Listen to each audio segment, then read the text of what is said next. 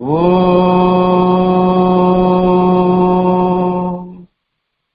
ஈஸ்வரா குருதேவா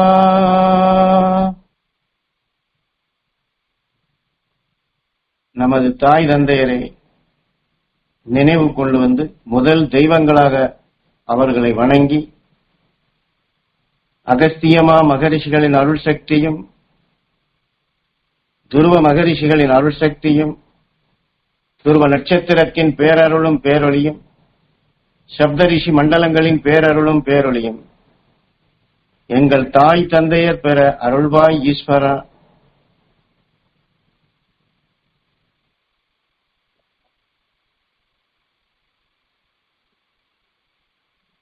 எங்கள் தாய் தந்தையர் தெய்வசக்தி பெற அருள்வாய் ஈஸ்வரா.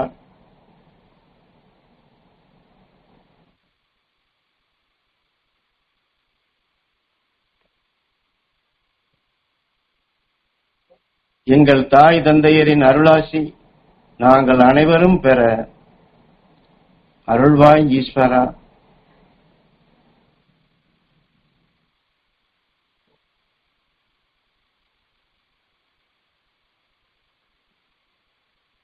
எங்கள் தாய் தந்தையரின் அருளால் குருவின் அருளாசியும் குருவின் அருளால் மாமகரிஷி ஈஸ்வராய குருதேவரின் அருள் சக்தியும் மாமகரிஷி ஈஸ்வராய குருதேவரின் அருள் சக்தியால் எல்லா மகரிஷிகளின் அருள் சக்தியும் நாங்கள் அனைவரும் பெற அருள்வாய் ஈஸ்வரா.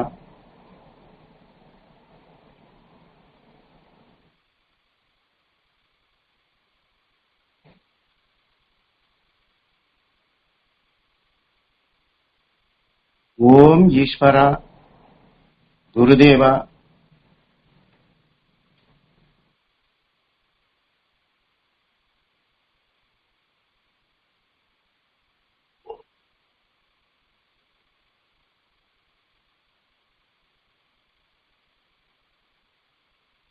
நம் கண்களின் நினைவை நம் பூமியின் வடகிழக்கு திசையில் விண்ணிலே நினைவை செலுத்தி துருவ பகுதியிலே அகஸ்தியன் துருவனாகி துருவ மகரிஷியாகி துருவ நட்சத்திரமாக பேரருள் பேரொளியாக ஒளி வீசிக்கொண்டிருக்கும் அந்த துருவ நட்சத்திரத்தோடு நம் கண்களின் நினைவை ஒன்றச் செய்து துருவ நட்சத்திரம் வெளிப்படும் பேரருளும் பேரொளியும் பெற வேண்டும் என்று கண்களின் நினைவு கொண்டு நாம் ஏங்கி தியானிப்போம். துருவ நட்சத்திரத்தின் பேரருளும் பேரொளியும் நாங்கள் அனைவரும் பெற அருள்வாய் ஈஸ்வரா.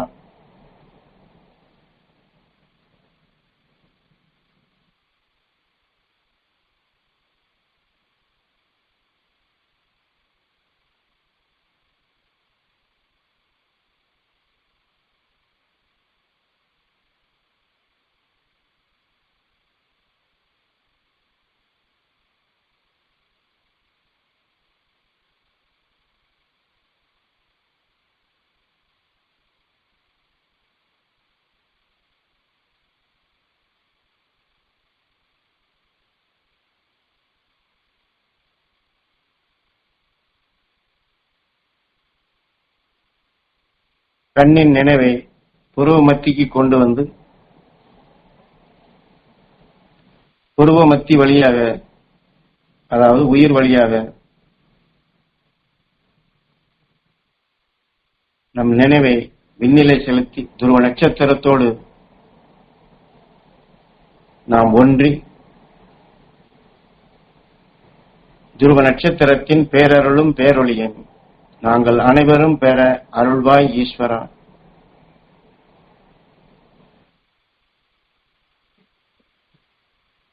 கண்களால் ஏங்கி பெற்றதை நாம் உயிர் வழி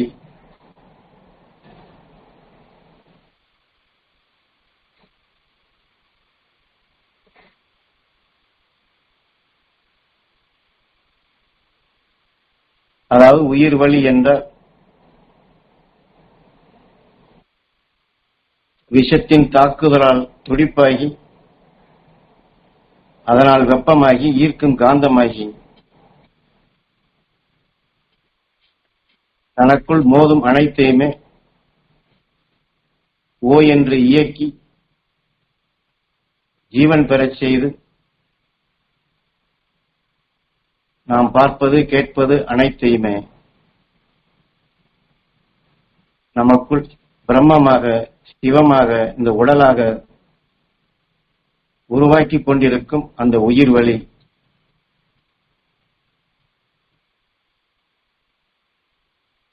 நாம் சாதாரணமாக சுவாசிப்பது மூக்கின் வழி. ஆனால் தியானத்தில் நாம் இப்பொழுது எடுப்பது உயிர் வழி.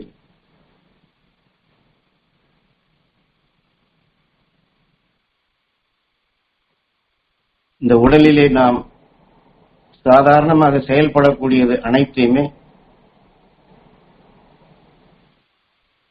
இந்த பூமியின் ஈர்ப்பில், இந்த பூமியின் பற்று கொண்டே,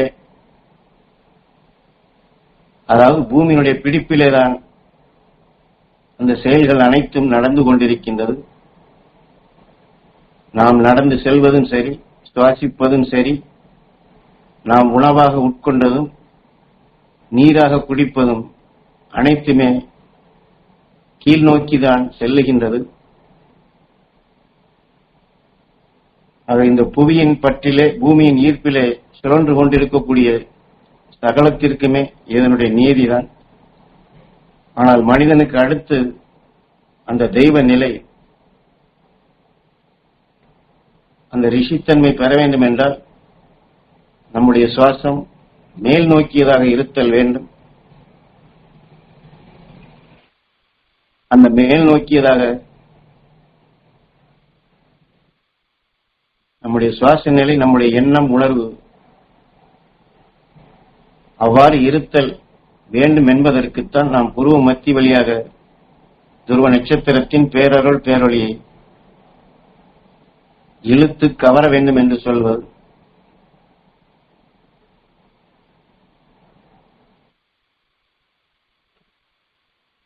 இதைத்தான் ரிஷிகள் யாகம் செய்தார்கள் என்று நெருப்பை மூட்டி அதிலே பல பொருள்களை போட்டு அந்த மனங்களை அவர்கள் தங்களுக்குள் அதை உருவாக்கினார்கள் என்று நாம் இந்த உயிரான நெருப்பிலே போட வேண்டியது துருவ நட்சத்திரத்தினுடைய அருள் சக்திகளைத்தான்.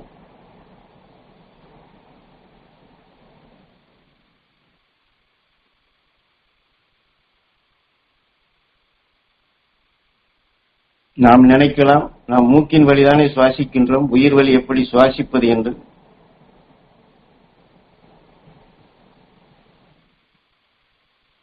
இந்த உயிர் விண்ணிலே தோன்றியது,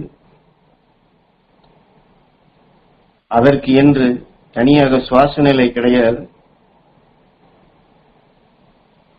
சூரியனுடைய இயக்க தொடரிலும், நட்சத்திரங்களுடைய கதிரியக்கத்தாலும், வியாழன் கோளுடைய சக்தினாலும்,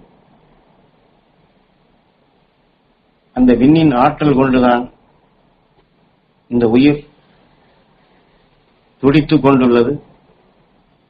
தன் அருகிலே இருப்பதையெல்லாம் சந்தர்ப்பத்திலே தனக்குள் மோதுவதை அது ஜீவன் பெறச் செய்து தனக்குள், அதாவது வெப்பத்தினால் எவ்வாறு நாம் பொருள்களை ஒன்று சேர்க்கின்றோமோ, பொருள்களை மாற்றுகின்றோமோ, அதை போன்று இந்த உயிர் செயல்பட்டுக் கொண்டுள்ளது. அப்படி உருப்பெற்ற அணுக்களுக்கு அதற்குரிய உணவாக கொடுக்கும் பொழுதுதான்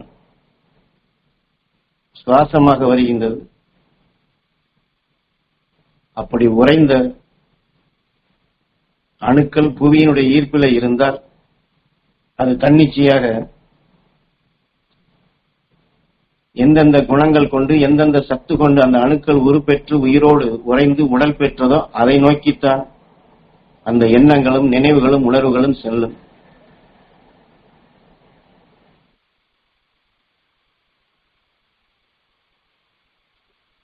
விண்ணிலே தோன்றிய உயிர் பூமியின் ஈர்ப்புக்குள் வந்து எப்படி இது உருப்பெற்று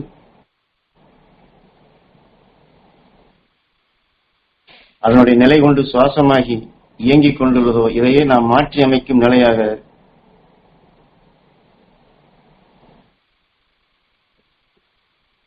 என்றால் இதைத்தான் கடவுளின் அவதாரத்தில் நரசிம்ம அவதாரம் என்றும் அதற்கடுத்து கல்கி என்றும் காட்டியிருப்பார்கள். இந்த உடலுக்குள் விளைந்த பிறிதொரு உணர்வின் அந்த அதனுடைய ஈர்ப்பின் நிலைக்கு நம்முடைய சுவாச நிலை செல்லாதபடி ஞானிகள் மகரிஷிகள் வெளிப்படுத்தும் அந்த ஒளியான உணர்வுகளை நம் குரு காட்டிய அருள் வழியின் துணை கொண்டு நினைவு கொண்டு பதிவாக்கி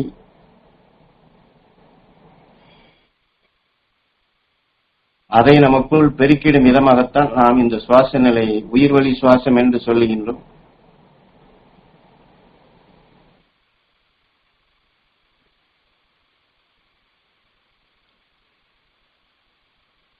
இந்த உடலுக்காக நாம் உணவை உட்கொள்கின்றோம். ஆனால் நமது உயிரான்மாவிற்கு மகரிஷிகள் ஞானிகள் வெளிப்படுத்திய சக்திகளை உணவாக கொடுக்கும் நிலைதான் உயிர்வழி சுவாசம் என்று சொல்வது.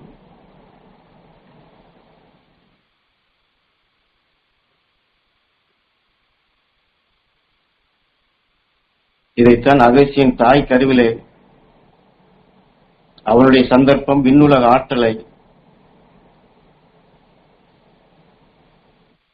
தன் உடலிலே அணுக்களாக விளையும் சந்தர்ப்பம் பெற்று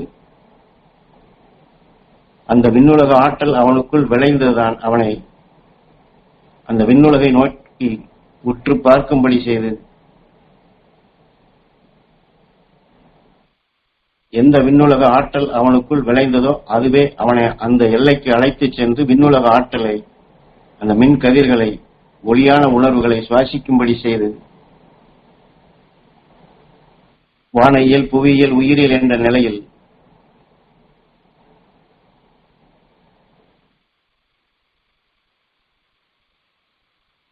தன்னைத்தான் தான் அறிதல் என்ற நிலையில் அணுவையும் அறிந்து அணுவிற்குள் இயங்கும் ஆற்றலையும் அறிந்து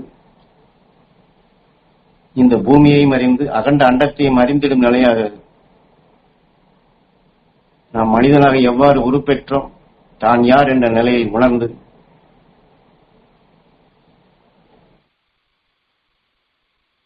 ஒரு வித்தை நாம் நிலத்திலே ஊன்றினோம் என்றால் அது விளைந்து மீண்டும் அதனுடைய வித்தாக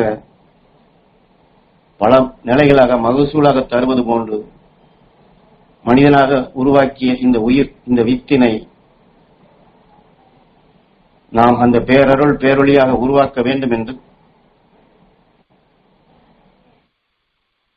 மெய்ப்பொருள் காணும் திறன் பெற்று அந்த உயிரோடு ஒன்றக்கூடிய நிலையாக ஒளியின் சுடராக இந்த உடலிலே உருவாகும் உணர்வுகள் அனைத்தையும் ஒளியாக மாற்றி விண்ணுலகம் சென்றான். ஆக அவன் எப்படி இந்த உடலுக்குள் விண்ணுலக ஆற்றலை பெற்று மின் கதிர்களாக ஒளி கதிர்களாக உயிரின் துணை கண்டு அந்த நிலை பெற்றானோ அதை நாம் சிறுக சிறுக இந்த தியானத்தின் மூலமாக ஏற்பிக்கும் நிலைதான் உயிர்வழி சுவாசம் என்று சொல்வது.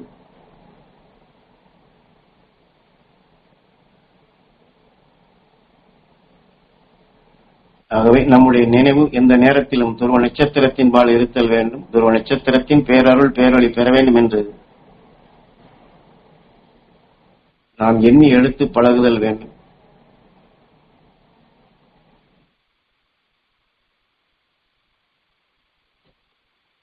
அடிக்கடி நம் நினைவு பூர்வ மத்தியில் இருக்கும் உயிருக்கும் துருவ நட்சத்திரத்திற்கும் சென்று பழகுதல் வேண்டும். இந்த பழக்கம் வந்துவிட்டால் தன்னிச்சையாக நம்முடைய சுவாசம் மேல் நோக்கிய சுவாசமாக அமைந்துவிடும். மேல் நோக்கி என்றால் நாம் தலையை மேலே தூக்கி எடுப்பதல்ல, உயிர் வழியாக, அதாவது நெற்றி பொட்டின் வழியாக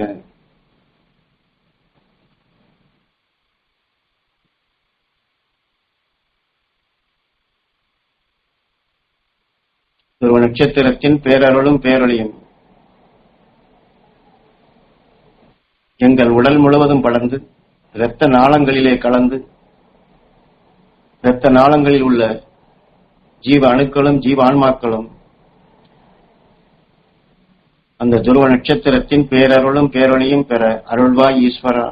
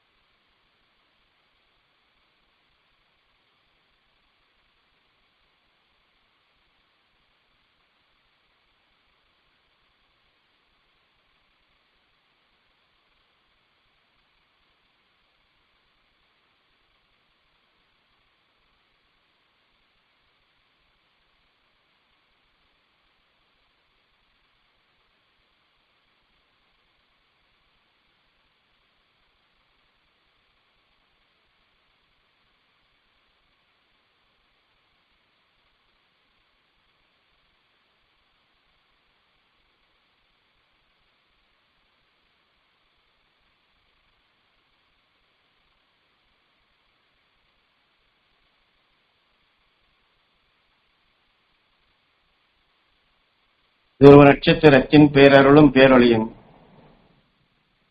எங்கள் உடல் முழுவதும் படர்ந்து உடலில் உள்ள உறுப்புகள் முழுவதும் படர்ந்து இந்த உறுப்புகளை உருவாக்கிய எல்லா அணுக்களிலும் துருவ நட்சத்திரத்தின் பேரருளும் பேரொளியும் பெற அருள்வாய் ஈஸ்வரா.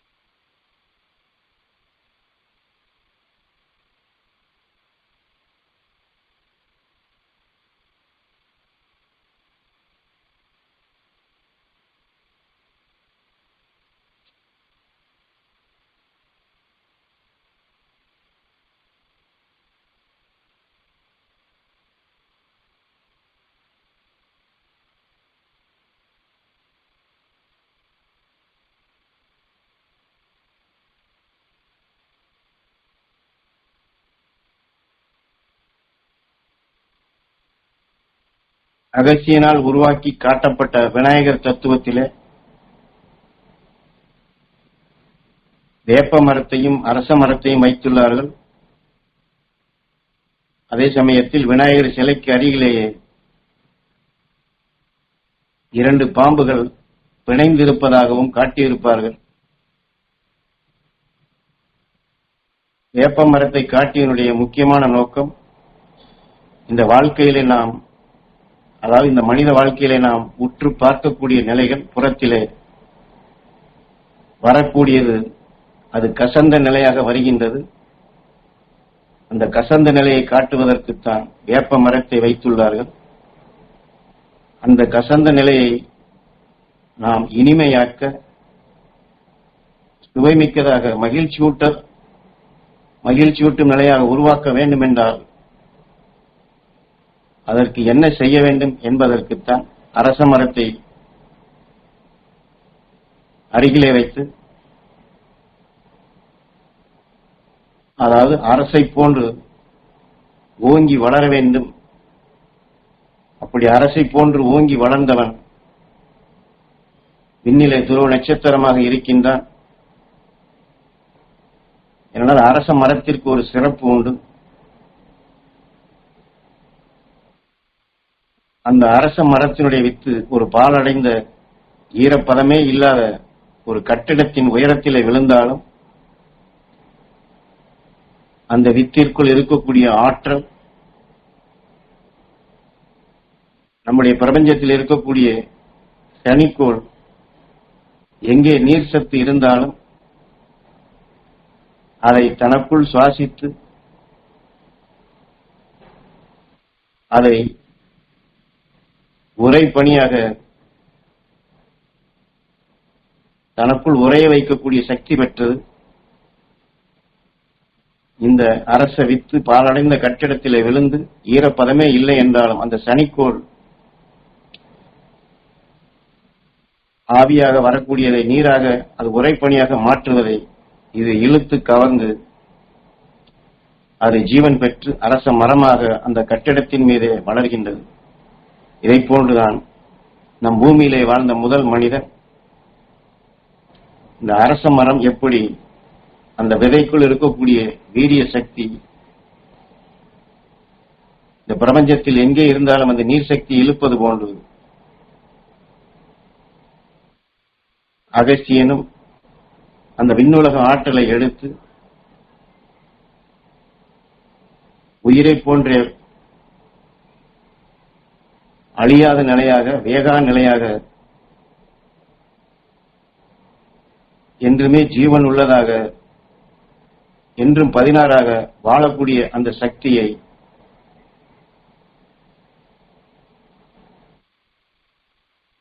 அவன் பெற்றான் என்பதை, அந்த ஆற்றலை நாமும் பெற வேண்டும். இந்த கசந்த வாழ்க்கையை விடுத்துவிட்டு அவன் விண்ணுலகம் சென்று அழிய நிலைகள் கொண்டு என்றும் 16ஆக கல்கி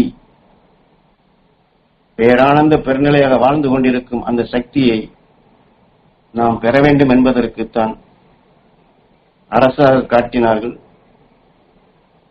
அதை எப்படி பெற வேண்டும் என்பதற்குத்தான் 2 பாம்பை அங்கே பிணைத்திருக்கிறார்கள் என்றால், ஏற்கனவே இந்த உடலிலே எத்தனையோ வினைகள் இருக்கின்றது. அதாவது வினைகள் என்றால் நாம் எடுத்துக்கொண்ட எண்ணங்கள், உணர்வுகள் தான் வினைகளாக இந்த உடலிலே உரு பெற்றுள்ளது. ஆனாலும் சந்தர்ப்பத்திலே நாம் எதையெல்லாம் உற்று பார்க்கின்றோமோ, நுகர்கின்றோமோ, சுவாசிக்கின்றோமோ, அதுவும் இதனுடன் சேர்ந்து இன்னொரு வினையாக நமக்குள் உருவாகிக் கொண்டே இருக்கின்றது. பல கோடி சரீரங்கள் சேர்த்துக் கொண்ட வினைக்கு ஒப்ப நேற்றைய செயல் இன்றைய சரீரமாக நாம் வளர்ச்சியில் மனிதனாக வந்துள்ளோம். இந்த சரீரத்திலே நாம் சேர்க்கக்கூடிய வினைகளை ஒத்துத்தான் அடுத்த சரீரம் என்று அதை காட்டி, ஆக நாம் எதை வினையாக சேர்க்க வேண்டும், எதை வினையாக சேர்த்துக் கொண்டிருக்கின்றோம். இன்னும் விளக்கமாக சொல்ல வேண்டும் என்றால், மனித வாழ்க்கையில் கசந்த நிலையை காட்டுவதற்கு வேப்ப மரத்தை காட்டியது போன்று இந்த தியானத்தினுடைய வழியிலேயும் நாம் குருநாதர் காட்டிய வழியில் அருள் மகரிஷிகளின் உணர்வுகளையும், துருவ நட்சத்திரத்தின் உணர்வுகளையும், சப்தரிஷி மண்டல உணர்வுகளையும் நாம் எடுத்து நமக்குள் விளைய வைத்துக் கொண்டே வந்தாலும், சந்தர்ப்பத்தால் எடுத்துக்கொண்ட பிரிதொரு உணர்வு நம்மை அறியாமலே அது இயக்கி அந்த 2 பாம்பு பிணையலாக காட்டியிருப்பது போன்று ஏற்கனவே சேர்த்துக் கொண்ட வினையோடு அது இயக்கி நாம் போகும் பாதையை தடைப்படுத்தும் நிலையாக அல்லது நம்முடைய வளர்ச்சியை தடுக்கும் நிலையாக.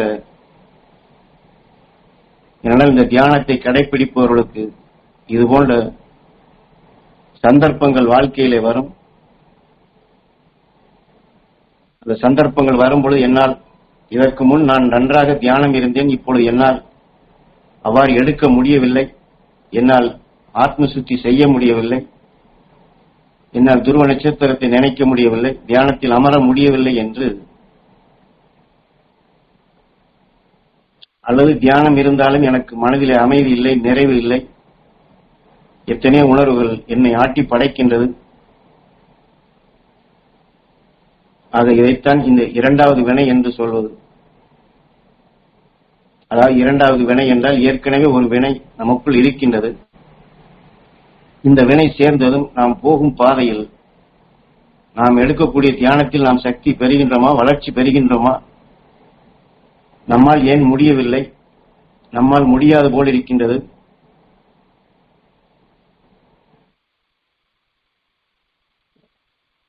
அதை காட்டுவதற்குத்தான் அந்த இரண்டு பாம்பை பிணையலாக போட்டுள்ளார்கள். ஆகவே நாம் சேர்க்க வேண்டிய வினை அதுவல்ல. நாம் பரிணாம வளர்ச்சியில் எத்தனையோ தடங்கல்களையும் இன்னல்களையும் தாண்டித்தான் வந்திருக்கின்றோம். அந்த வரும் தடங்களை அதையே எண்ணிக்கொண்டிருக்காது.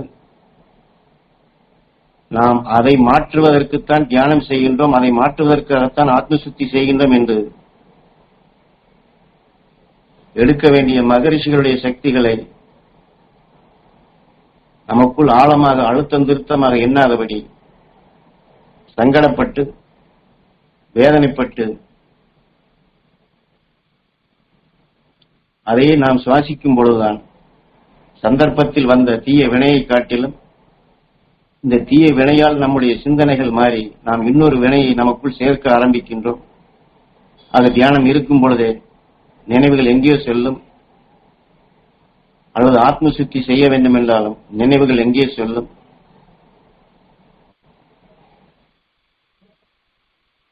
அது போன்று இல்லாதபடி அதை நாம் விடுத்து பழகுதல் வேண்டும். அதாவது விடுத்து பழகுதல் வேண்டும் என்றால், ஒரு காந்தம் இருக்கிறது, அதற்கு அருகிலே இரும்பை கொண்டு சென்றோம் என்றால் அதை இழுக்கத்தான் செய்யும், அதனுடன் இணைந்து கொள்ளத்தான் செய்யும்.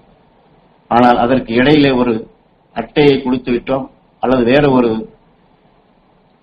பிளாஸ்டிக்கோ மற்ற பொருளை கொடுத்து விட்டோம் என்றால் அது இழுக்காது. இதை போன்றுதான் இந்த வாழ்க்கையில் வரக்கூடிய துன்பங்களையும் வேதனைகளையும் இன்னல்களையும் அன்றாட வாழ்க்கையில் நாம் எதிர்பார்க்கக்கூடிய மற்ற நிலைகளையும் நம் மீது ஒட்டியிருக்கும் தூசிகளை தட்டி விடுவது போன்று அதை நாம் விட்டுவிட வேண்டும், விடுத்து பழகுதல் வேண்டும். அதை நாம் திரும்ப திரும்ப எண்ணினால் அந்த விநாயகர் சிலைக்கு அருகிலே போட்ட 2 பாம்பின் பிணையலாக மீண்டும் மீண்டும் அந்த வினைகள் சேர்ந்து கொண்டேதான் வரும். அது வினைகளை கரைப்பதற்கு பதிலாக, வினைகளை நீக்குவதற்கு பதிலாக வினைகளை சேர்க்கும் நிலையாகத்தான் நம்முடைய தியானம் அமைந்துவிடும். அதனால்தான் குருநாதர் சங்கடப்பட்டோ வேதனைப்பட்டோ சஞ்சலப்பட்டோ சலிப்புப்பட்டோ நாம் மகரிஷிகளை எண்ணினால் அதனால் எந்த பலனும் இல்லை என்று தெளிவாக சொல்லியுள்ளார். அதை நாம் விடுத்து பழகுதல் வேண்டும், அதாவது அதை விட்டு விடுதல் வேண்டும். காந்தத்திற்கும் இரும்புக்கும் இடையில ஒரு அட்டையை கொடுப்பது கொண்டு துருவ நட்சத்திரத்தை நாம் கொண்டு வருதல் வேண்டும். அதாவது நம்முடைய பற்று துருவ நட்சத்திரத்தின்பால் இருக்க வேண்டுமே தவிர, இப்படி வருகின்றதே, இப்படியே வந்து கொண்டிருக்கின்றதே, கஷ்டங்களுக்கு மேல் கஷ்டங்கள் வந்து கொண்டே இருக்கின்றதே, ஏனென்றால் அந்த கஷ்டம் ஒரு வினை என்றால் இப்படி வருகின்றதே, வந்து கொண்டே இருக்கின்றதே, என்னால் முடியவில்லை என்றால் இந்த வினை பன்மடங்கு பெருகி நல்ல உணர்வுகளை சுவாசிப்பதற்கு மாறாக, நல்ல வினைகளை சேர்ப்பிப்பதற்கு மாறாக தீய வினைகளை சேர்ப்பிக்கும் சந்தர்ப்பமாகவே ஆகிவிடுகின்றது. ஆனால் ஈஸ்வரப்பட்ட ஆத்ம சுத்திக்கு கொடுக்கக்கூடிய முக்கியமான விளக்கமே, ஒரு நொடிக்கும் குறைவான நேரத்திலே உன்னுடைய எண்ணத்தை, உன்னுடைய நினைவை உன்னால் மாற்றிக்கொள்ள முடியும் என்றால் அதுதானப்பா ஆத்ம சுத்தி என்று சொல்வார். அது கஷ்டம் வரும் பொழுது கஷ்டத்தை எண்ணாது அதிலிருந்து விடுபட அந்த அருள் சக்தி எனக்கு வேண்டும் என்று அந்த ஒரு நொடிக்கும் குறைவான நேரத்தில் நம்முடைய நினைவை, நம்முடைய உணர்வை, நம்முடைய அழுத்தத்தை அந்த மேல் நோக்கிய சுவாசம் என்று சொல்லுகின்றார்களே, அங்கே திருப்பும் பழக்கம் வந்துவிட்டால் அந்த ஒரு கணத்திலே வந்த அந்த இன்னல், அந்த வேதனை இந்த ஒரு கணத்திலே நன்மை செய்யக்கூடிய, அதை மாற்றி அமைக்கக்கூடிய சக்தியாக வருகின்றது. இது எப்படி சாத்தியம், இது நம்மால் முடியுமா, அது எப்படி நடக்கும் என்று எண்ண வேண்டியதில்லை. ஏனென்றால் நமது உயிர் ஒரு நெருப்பு, அதில் எதை போடுகின்றோமோ, எதிலே நினைவை செலுத்துகின்றோமோ அதைத்தான் அது ஜீவன் பெறச் செய்யும். சிறிது காலம் இதை நான் பழகிவிட்டோம் என்றால் நம்மால் இதை மாற்றிக்கொள்ள முடியும். ஒரு வலையிலே சிக்கிய மீன் அந்த வலையிலிருந்து விடுபட வேண்டும் என்று அந்த விடுபடக்கூடிய நிகழை, சந்தர்ப்பத்தை எதிர்பார்த்து அதை நோக்கி அது செயல்படுமா, ஆனால் அந்த வலையிலிருந்து விடுபட முடியும். அதை போன்றுதான் இந்த வாழ்க்கை, மனிதனுடைய வாழ்க்கையும் வலையை போன்றுதான். நாம் வலைக்குள்ளேயே சிக்கி இதையே ஆனந்த வாழ்க்கையாக நாம் எண்ணிவிட்டோம் என்றால் நமக்கு அந்த வேதனைப்படுவதுதான் பிடிக்கும், சலிப்புப்படுவதுதான் பிடிக்கும், சஞ்சலப்படுவதுதான் பிடிக்கும். ஆகவே இதிலிருந்து விடுபடக்கூடிய அந்த சந்தர்ப்பத்தை தான் நாம் எதிர்பார்த்திருக்க வேண்டும். ஈஸ்வர பற்றி அதை சொல்லும் பொழுது இந்த சஞ்சலம், சங்கடம், வேதனை என்பதெல்லாம் நஞ்சு கொண்ட ஒரு பாம்பினத்தை போன்றது. அதை என்ன நாம் அதனுடைய பிடியிலே தான் சுழன்று கொண்டே இருக்க முடியும். அதை நாம் மாற்றி பழகுதல் வேண்டும் என்று சொல்வார். ஆகையினால்தான் நாம் இந்த தியானத்தில் துருவ நட்சத்திரத்தின் பேரருள் பேரொளி பெற வேண்டும் என்று இதிலே நாம் அரை மணி நேரமோ ஒரு மணி நேரமோ முழுமையாக அந்த துருவ நட்சத்திரத்தின்பால் நம்முடைய பற்றை, நம்முடைய பாசத்தை, நம்முடைய ஈர்ப்பை, நம்முடைய உடலில் இருக்கக்கூடிய எண்ணம், நினைவு, உணவு, உடலில் இருக்கக்கூடிய அணுக்கள் சுவாசிப்பது அனைத்தையுமே துருவ நட்சத்திரத்தின்பால் ஒன்றும்படி செய்கின்றோம். துருவ நட்சத்திரத்தை எண்ணி எண்ணி அதை நாம் எடுத்து பழகுகின்ற நிலை வந்துவிட்டால் எதை நாம் ஆழமாக அழுத்தம் திருத்தமாக இந்த தியானத்தில் பெற வேண்டும் என்று எண்ணி ஏங்குகின்றோமோ அதுவே நமக்குள் வலுகொண்டதாக மாறி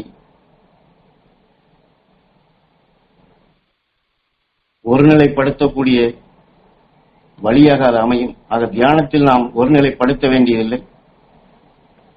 நாம் இந்த தியானம் செய்வதே ஒருநிலைப்படுத்துவதற்குத்தான் என்று அலைபாயக்கூடிய சிந்தனைகள் மாறக்கூடிய நிலையிலிருந்து விடுத்து ஒரு நட்சத்திரத்தின்பால் நம் நினைவுகளை மீண்டும் மீண்டும் செலுத்தினாலே அந்த ஒருநிலைப்படுத்தக்கூடியது தன்னிச்சையாக வந்துவிடும். ஆக ஒரு குரு என்பவர் எவ்வாறு உபதேசிக்கக்கூடிய நிலைகளை பெறுகின்றாரோ இதை போன்று நாம் நமது குருநாதர் மாமகரிஷி ஈஸ்வராய குருதேவர் மகரிஷிகள் வெளிப்படுத்தக்கூடிய அந்த உபதேச கருத்துக்களை நாம் செவிமடுத்து கேட்டு அதையே பதிவாக்கி அந்த உபதேசத்தை ஏற்று வழி நடத்தி வந்தோம் என்றால் அந்த உணர்வே நமக்குள் குருவாக மாறி நம் உடலில் இருக்கக்கூடிய எல்லா அணுக்களும் அந்த ஈஸ்வரப்பட்டு சொன்னது போன்று ஒரு நொடிக்குள் நம் மனதை, நம் எண்ணத்தை, நம் நினைவை அந்த உபதேசத்தை ஏற்று வழி நடக்கும் நிலையாக அதுவே அமைந்து நாம் எத்தகைய தீமையிலிருந்தும் எத்தகைய துன்பத்திலிருந்தும் எத்தகைய இன்னலிலிருந்தும் அந்த துன்பத்தையே எதை நஞ்சு என்று சொல்கின்றமே அந்த நஞ்சையே அமுதமாக, ஆனந்தமாக, இனிமையாக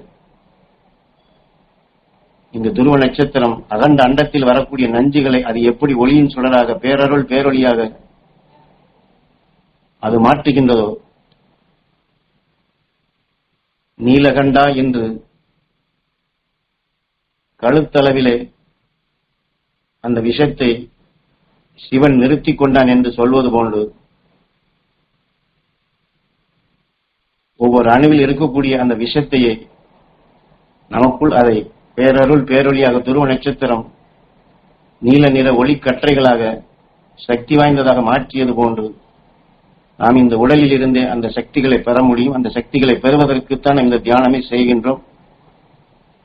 ஆக சாதாரண வாழ்க்கையில் எண்ணுவது போன்று இன்றைக்கு ஒரு கஷ்டம் வருகிறது, இன்றைக்கு ஒரு வேதனை வருகிறது என்றால் அந்த சாதாரண கஷ்டத்தையும் வேதனையும் நீக்குவதற்காக நாம் தியானிக்க வரவில்லை. ஏனென்றால் குருநாதர் உபதேச வாயிலாக கொடுக்கப்படும் பொழுது நாம் அமைதியாக சாதாரணமாக இருக்கும் பொழுது கூட துருவ நட்சத்திரத்தின்பால் அதிக அளவில் நினைவை செலுத்த மாட்டோம். ஆனால் உங்களுக்கு உபதேசித்ததன்படி உங்களுடைய சந்தர்ப்பம் எதிர்மறையான ஒரு கஷ்டத்தையோ அல்லது ஒரு மனிதன் தீமையான உணர்வை உங்கள் மேல் அவன் குற்றமாக குறையாக சொல்லுகிறார் என்றால் அமைதியாக இருக்கக்கூடிய நம்மை அந்த வேக உணர்வுகள் துடிக்கும்படி செய்து நம்மை உஷார்படுத்தி அந்த நேரத்தில் துருவ நட்சத்திரத்தின் பேரருள் பேரொளி பெற வேண்டும் என்று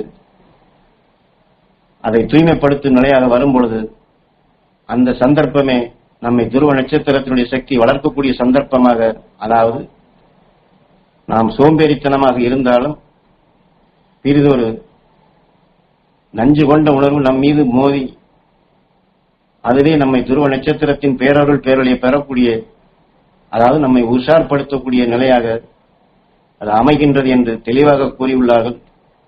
ஆகவே இந்த வாழ்க்கையில் வரக்கூடிய இன்னல்களையோ கஷ்டங்களையோ துன்பங்களையோ துயரங்களையோ அதையெல்லாம் துருவ நட்சத்திரத்தின் பேரருள் பேரொளியாக மாற்றக்கூடியதாக, அந்த நஞ்சையே அமுதமாக மாற்றக்கூடிய சந்தர்ப்பமாக நாம் மாற்றி அமைக்க முடியும். அதனால்தான் வாதாபியை அகஸ்தியன் ஜீரணம் செய்தான் என்று காவியங்கள் கூறுகின்றது. ஆக எத்தகைய நஞ்சையும் எத்தகைய கடுமையான நஞ்சையும் இன்று உலகிலே சுழன்று கொண்டிருக்கக்கூடிய மனிதனால் உருவாக்கப்பட்ட எத்தகைய வைரஸ் கிருமியாக இருந்தாலும் சரி அல்லது மற்ற எந்த கஷ்டம் நஷ்டம் துன்பம் நாம் எண்ணவே முடியாத அந்த கஷ்ட நிலையாக துன்பத்தை ஊட்டுவதாக நமக்குள் நஞ்சாக மாறுவதாக இருந்தாலும் அதையும் மாற்றக்கூடிய சக்தியாக, அதையும் மாற்றி ஒளியாக மாற்றக்கூடிய சக்தியாக, அதையே ஜீரணித்து அகசியனை போன்று ஒளியாக மாற்றக்கூடிய சக்தியாகத்தான், அதை பெறுவதற்குத்தான், அந்த ஆற்றலை நமக்குள் வளர்த்துக் கொள்வதற்குத்தான் துருவ நட்சத்திரம் நஞ்சை ஒளியாக மாற்றுவது போன்று நாமும் அதை ஜீரணித்து பேரருள் பேரொளியாக மாற்றுவதற்குத்தான் இந்த தியானம் செய்கிறோம் என்று இந்த குறுகிய வாழ்க்கைக்காக இதை எண்ணாதபடி என்றுமே அழியாத நிலை பெறுவதற்காக நாம் தியானிப்போம். அந்த பேரருள் பேரொளி நம் உடல் உறுப்புகளை உருவாக்கிய எல்லா அணுக்களுக்கும் நாம் இப்பொழுது பெறச் செய்வோம். ஏனென்றால் மனிதனுக்குத்தான் அந்த சக்தி உண்டு. நாம் அனைவரும் அது பெற முடியும், நிச்சயம் பெற முடியும். அந்த விநாயகருக்கு அருகிலே போட்ட 2 பாம்பினுடைய பிணையலாக காட்டியது போன்று நாம் துருவ நட்சத்திரத்தின் உணர்வுகளை அதைத்தான் வினையாக சேர்க்க வேண்டும், அதைத்தான் நமக்குள் பிணைத்துக் கொண்டே வர வேண்டும். ஒரு தையல் மிஷினிலே மேலே ஒரு நூல் கீழே ஒரு நூல் சேர்ந்து ஒரு ஆடையாக ஒரு துணியை நாம் உடுத்திக் கொள்ளக்கூடிய நிலையாக உருவாக்குவது போன்று இந்த வாழ்க்கையில் வரக்கூடிய நஞ்சையே தீமைகளையே துருவ நட்சத்திரத்தின் உணர்வு கொண்டு அதை இணைத்து பிணைத்து நீலகண்டா என்று சொல்வது போன்று நாம் ஒளியாக மாற்றக்கூடிய அந்த பயிற்சியாக குருநாதர் காட்டிய வழியில் நாம் எடுப்போம். இதன் வழி செய்தால் இந்த தியானம் ஒரு பயிற்சியாக அமையும். இந்த தியானத்தில் பெற்ற வலுகொண்டு எந்த நேரத்தில் நாம் ஆத்மசுத்தி செய்து துருவ நட்சத்திரத்தின் பேரருள் பேரொளியை பெற முடியும்.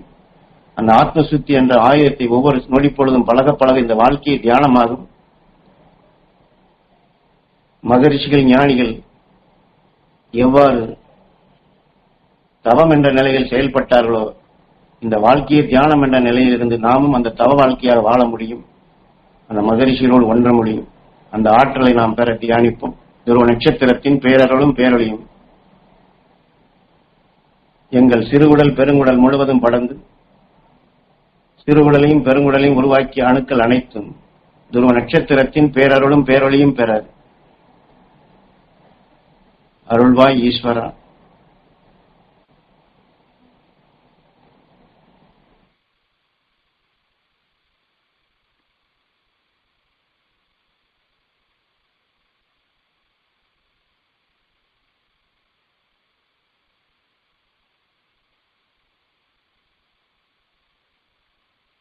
நமது குருநாதர் திரும்ப திரும்ப நமக்கு சொல்லியது, நாம் எடுக்கக்கூடிய தியானம் சாதாரணமானதல்ல. உங்களை தியானிக்க சொல்லிவிட்டு உங்கள் அனைவருக்கும் அந்த சக்தி கிடைக்க வேண்டும் என்று சதா உங்கள் உயிரான ஈசனை வேண்டி ஆலயத்திலே அபிஷேகம் ஆராதனை செய்வது போன்று அந்த அலைகளை நான் பாய்ச்சிக் கொண்டே இருக்கிறேன் என்று நம் குரு சொல்லுகின்றார். ஈஸ்வரப்பட்டரும் அவ்வாறே பகலிலும் சரி இரவிலும் சரி எந்த நேரத்திலும் உனக்கு அந்த அருள்சக்தி கிடைக்க நான் காத்துக் கொண்டிருக்கின்றேன் என்று சொல்லுகின்றார். அதுபோன்று விண்ணில் இருக்கக்கூடிய ரிஷிகள் அனைவருமே நாம் அனைவரும் கல்கி யுகமாக எல்லோருமே ரிஷிகளாக ஞானிகளாக வளர வேண்டும் என்று இன்று விண்ணுலகில வாழ்ந்து கொண்டிருக்கக்கூடிய எல்லா ரிஷிகளும் பேரண்ட ரிஷிகளும் இந்த கல்கி யுகம் காணத்தான் நம்மை எல்லாம் தயார்படுத்திக் கொண்டுள்ளார்கள். ஆகவே நாம் ஏதோ தனித்து இருக்கின்றோம், எனக்கு மட்டும்தான் இப்படியெல்லாம் கஷ்டம் வருகின்றது துன்பம் வருகின்றது என்றெல்லாம் எண்ணாதபடி நம்மை சுற்றி இத்தனை ரிஷிகளும் ஞானிகளும் நாம் அந்த உயர்ந்த சக்தி பெற நமக்காக தவம் இருந்து கொண்டிருக்கின்றார்கள். நாம் எல்லாம் உயர்ந்த நிலை பெற வேண்டும் என்று நம்மை சுற்றி அந்த மகரிஷியுடைய உணர்வுகள் தான் படர்ந்து கொண்டுள்ளது என்பதை நம்மை நாம் நம்பி நம்மால் அந்த உயர்ந்த நிலையை நிச்சயம் பெற முடியும். ஏனென்றால் இந்த நம்பிக்கை நமக்கு அவசியம் வேண்டும். ஈஸ்வரப்பட்ட சொன்னது போன்று நம்பிக்கை உள்ளவனுக்கு நடுக்கடலும் இல்லை என்று சொல்வார். அதை போன்று நாம் உயிரான ஈசனிடம் அந்த துருவ நட்சத்திரத்தின் பேரருள் பேரொளி பெற வேண்டும், என் உடல் உறுப்புகளை உருவாக்கி அணுக்கள் அனைத்தும் அந்த சக்தி பெற வேண்டும் என்று நாம் நம்பி குருநாதர் சொன்ன இந்த உபதேச கருத்துக்களை குருவாக ஏற்று அதையே அருள் வழியாக நாம் பின்பற்றினோம் என்றால் இந்த தியானத்தில் ஒவ்வொரு நாளும் நமக்கு எத்தனையோ அனுபவங்கள் கிடைக்கும். அந்த அனுபவமே நம்மை ஞானம் பெறச் செய்யும். அந்த ஞானமே நம்மை அருள்ஞானியாக மெய்ஞானியாக உருவாக்கும். அந்த நிலை பெற அந்த அருள் சக்தி பெற நாம் தியானிப்போம். துருவ நட்சத்திரத்தின் பேரருளும் பேரொழியும் எங்கள் சிறுகுடல் பெருங்குடல் முழுவதும் படர்ந்து அதை உருவாக்கிய அணுக்கள் அனைத்தும் துருவ நட்சத்திரத்தின் பேரருள் பேரொளி பெற வேண்டும் என்று ஏங்கி தியானிப்போம்.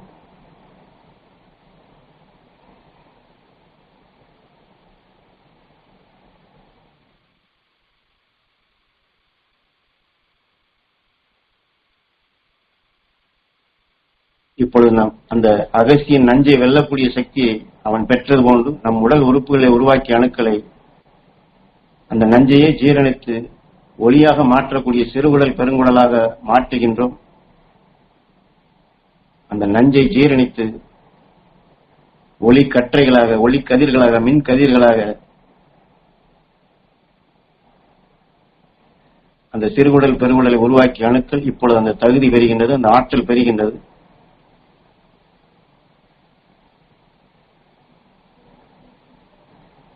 நமது குருநாதர் கொடுத்த ஆயிரக்கணக்கான லட்சக்கணக்கான உபதேசங்களுடைய தொகுப்பே நஞ்சை வெல்லக்கூடிய அந்த அகசியனுடைய அந்த ஆற்றலை துருவ நட்சத்திரத்தினுடைய பேரருள் பேரொழியைத்தான்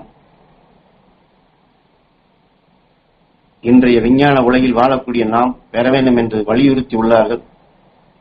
அது எந்த நஞ்சை வெல்லக்கூடிய சக்தியை நாம் பெற வேண்டும், நம் உடல் உறுப்புகளை உருவாக்கி அணுக்கள் பெற வேண்டும் என்று ஞானகுரு நமக்கு உபதேசித்து அந்த ஆற்றலை பெறுவதற்காக இந்த தியான பயிற்சியை கொடுத்தாரோ அவருடைய நினைவோடு அவர் காட்டிய அருள் வழிப்படி அந்த நெறிப்படி நாமும் அந்த நஞ்சை வெல்லக்கூடிய பேரருள் பேரொழியாக மாற்றக்கூடிய அந்த சக்தியை நாம் பெறுவோம். துருவ நட்சத்திரத்தின் பேரருளும் பேரொழியும் எங்கள் கணையங்கள் முழுவதும் படர்ந்து கணையங்களை உருவாக்கிய அணுக்கள் அனைத்தும் துருவ நட்சத்திரத்தின் பேரருளும் பேரொழியும் பெற அருள்வாய் ஈஸ்வரா.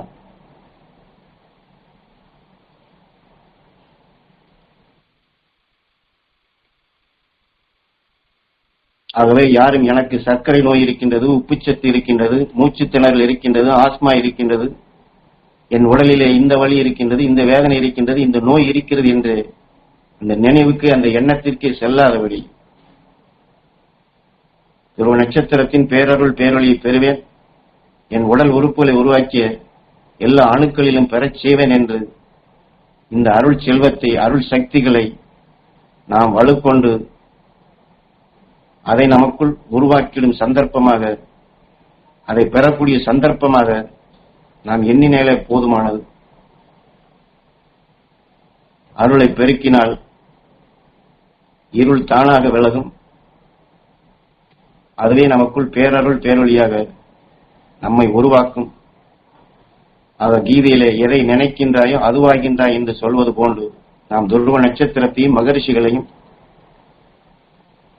அந்த சப்தரிஷி மண்டலங்களையும் அந்த சக்தி பெற வேண்டும் என்று நம்முடைய நினைவாற்றலை அதை கூட்ட கூட்ட எதை எண்ணுகின்றாயோ அதுவாகின்றாய் என்று சொல்வது போன்று நம் உடலுக்குள் இருக்கும் நோயை பற்றியோ, வேதனையை பற்றியோ, வலியை பற்றியோ, வாழ்க்கையில் வரக்கூடிய கஷ்ட நஷ்டங்களை பற்றியோ, நாளை என்ன செய்வது, நாளை கழித்து என்ன செய்வது, என் பிள்ளைக்கு என்ன செய்வது, என் குடும்பத்திற்கு என்ன செய்வது என்று இதை பற்றிய கணக்குகளை போட்டுக் கொண்டிருக்காதபடி இந்த துருவ நட்சத்திரத்தின் பேரருள் பேரொழியை பெறுவேன், எல்லோரையும் பெறச் செய்வேன், நான் பார்க்கும் அனைவரையும் அதை பெரும்படியாக நான் தியானிப்பேன் என்று இந்த அருள் செல்வத்தை கூட்ட கூட்ட இந்த வாழ்க்கையில் மோதக்கூடிய ஒவ்வொன்றிற்கும் லவகுசா எந்த விண்ணின்பால், எந்த துருவ நட்சத்திரத்தின்பால், எந்த மகரிஷிகளின்பால் நாம் நினைவை செலுத்தி இந்த உயர்ந்த சக்திகளை பெறுகின்றோமோ அதுவே நம் உடலுக்குள் சக்தி வாய்ந்ததாக மாறி நம்முடைய நினைவுகள், உணர்வுகள், ஒவ்வொரு மகரிஷியும் ஒவ்வொரு ஞானியும் அவர்கள் வாழ்ந்த வாழ்க்கையில் இன்னல்களை, துன்பங்களை, துயரங்களை, வேதனைகளை, சிக்கல்களை அவர்கள் எவ்வாறு தீர்த்துக் கொண்டார்களோ, மாற்றிக்கொண்டார்களோ, அருள் வழியாக வாழ்ந்தார்களோ அந்த அருஞானம் மெய்ஞானமாக நமக்கு கிடைக்கும்.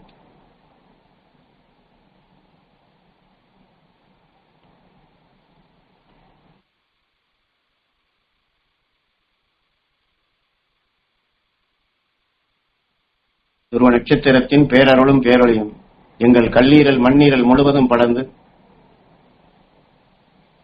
கல்லீரலையும் மண்ணீரலையும் உருவாக்கிய அணுக்கள் அனைத்தும் துருவ நட்சத்திரத்தின் பேரருளும் பேரொழியும் பெற அருள்வாய் ஈஸ்வரா.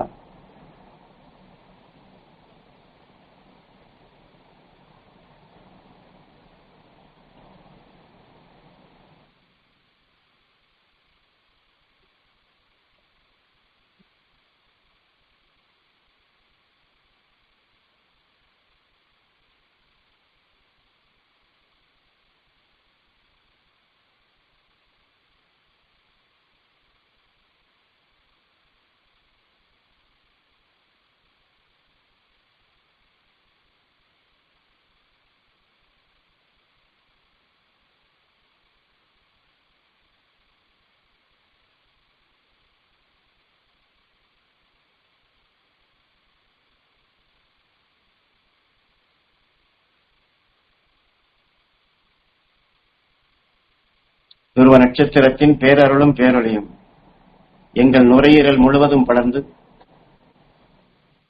நுரையீரலை உருவாக்கிய அணுக்கள் அனைத்தும் துருவ நட்சத்திரத்தின் பேரருளும் பேரொழியும் பெற அருள்வாய் ஈஸ்வரா.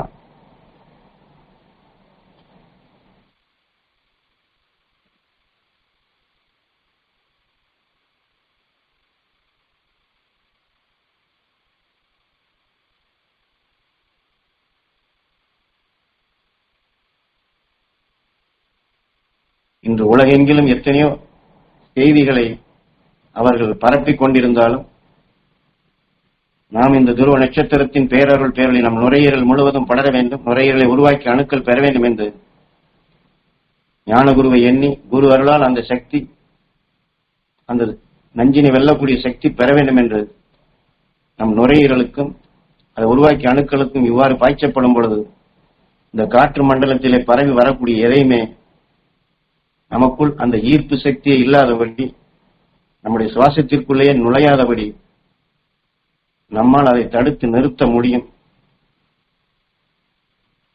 அத்தகைய வலுவான எண்ணம் நமக்கு வேண்டும்.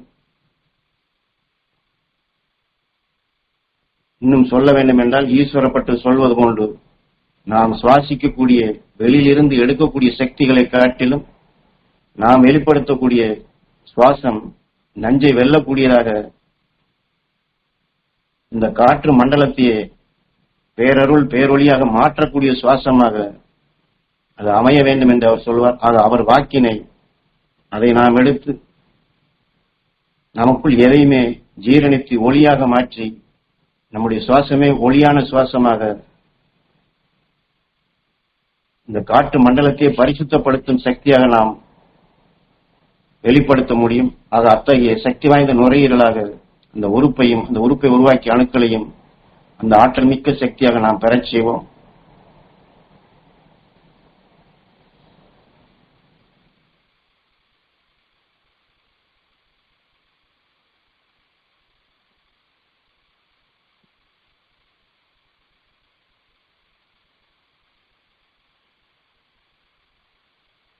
துருவ நட்சத்திரத்தின் பேரருளும் பேரொழியும் எங்கள் சிறுநீரகங்கள் முழுவதும் படர்ந்து சிறுநீரகங்களை உருவாக்கிய எல்லா அணுக்களிலும் துருவ நட்சத்திரத்தின் பேரருளும் பேரொழியும் பெற அருள்வாய் ஈஸ்வரா.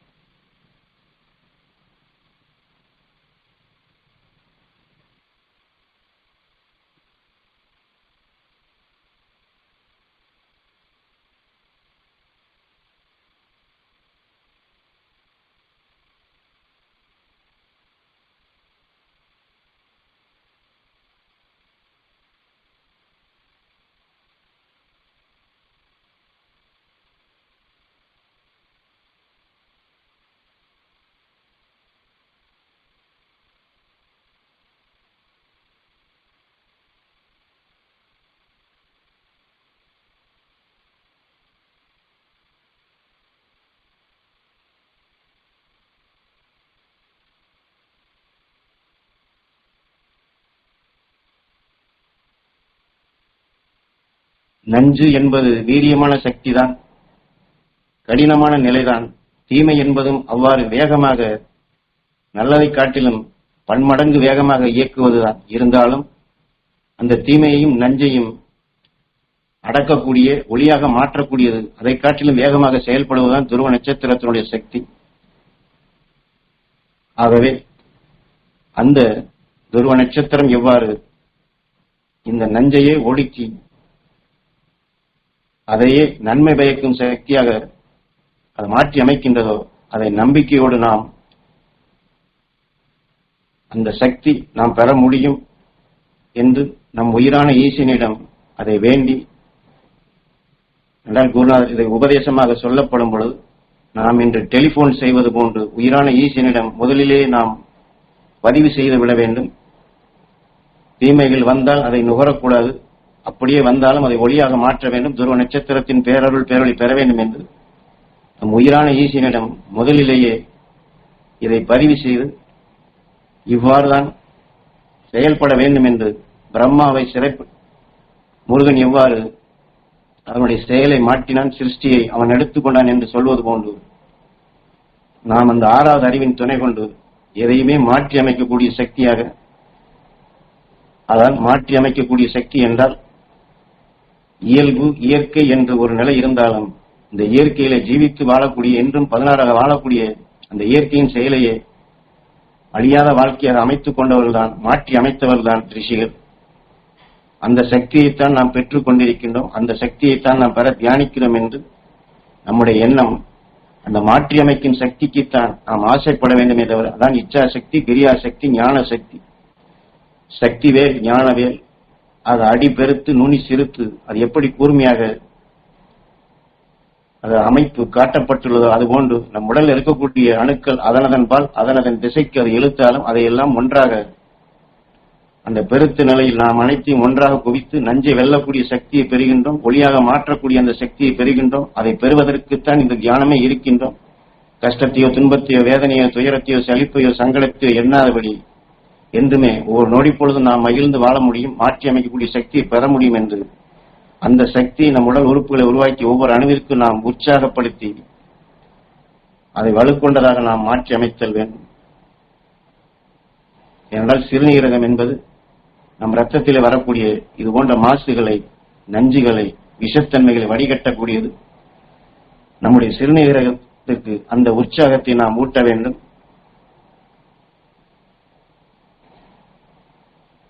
வேதனையோ சலிப்போ சங்கடமோ சஞ்சலமோ இதையெல்லாம் எண்ணினால் இதையெல்லாம் அந்த உறுப்பினுடைய இயக்கத்தை பலவீனப்படுத்த செய்யும். அதை நமக்குள் சேமிக்கும் நிலையாகத்தான் அது வரும். அது அந்த சுத்திகரிக்கும் நிலையும் தடுக்கப்படும். அதையெல்லாம் மாற்றி அமைக்கத்தான் நமது குருநாதர் இவ்வாறு ஒவ்வொன்றையும் வரிசை கிரமமாக நமக்கு பயிற்சியாக கொடுத்துள்ளார்கள். நாம் வெறுமன நம் உடலிலே நோய்கள் வந்தால் அந்த நோய்களை நீக்குவதற்காகத்தான் உறுப்புகளுக்கு தியானமே செய்கிறோம் என்று அந்த எண்ணத்தை விடுத்து ஒவ்வொரு உறுப்புகளையும் நஞ்சை ஒளியாக மாற்றக்கூடிய சக்திக்காக, நஞ்சை வடிகட்டி பேரருள் பேரொழியாக நம் உடலில் இருக்கக்கூடிய அணுக்களையும் சரி, உணர்வுகளையும் சரி, நினைவுகளையும் சரி, அனைத்தையுமே ஒளியாக மாற்றுவதற்காகத்தான் இந்த பயிற்சி, இந்த உடல் உறுப்புகள் தியானம் என்பதை அதை வலுகொண்டதாக நினைவுபடுத்தி அந்த ஆற்றலை பெற நாம் இச்சைப்படுதல் வேண்டும்.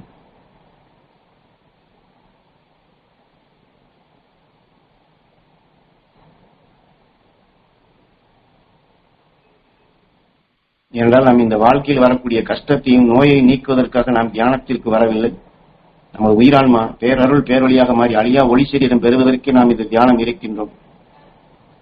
அதை பெற்றால் இந்த நோயோ மற்ற துன்பங்களோ துயரங்களோ நம்மை அண்டாது, நம்மை இயக்காது, நம்மை அந்த பலவீனமான நிலைகளுக்கு நமக்கு இது வந்துவிடுமோ, இப்படி ஆகிவிடுமோ என்ற எண்ணத்திற்கு எங்க இடமில்லாது என்றுமே ஏகாந்தமாக வாழ முடியும். அந்த ஏகாந்த வாழ்க்கை வாழ்வதற்குத்தான், அதை மாற்றி அமைப்பதற்குத்தான், உடலை ஆரோக்கியமாக வாழ வைப்பதற்குத்தான் நாம் செய்கிறோம் என்று அந்த எண்ணத்தை நாம் வலுவாக்க வேண்டும். எந்த நல்ல நிலை வேண்டுமோ அதைத்தான் நாம் ஏங்கி பெறுதல் வேண்டுமே தவிர, இப்படி வந்துவிட்டதே, அல்லது இப்படி இருக்கின்றதே, அல்லது இது வந்துவிடுமோ, அல்லது இந்த பாதிக்கப்படுமோ, அல்லது இப்படி வந்துவிடுமோ என்று துன்பத்தையும் துயரத்தையும் நாம் எண்ணாது,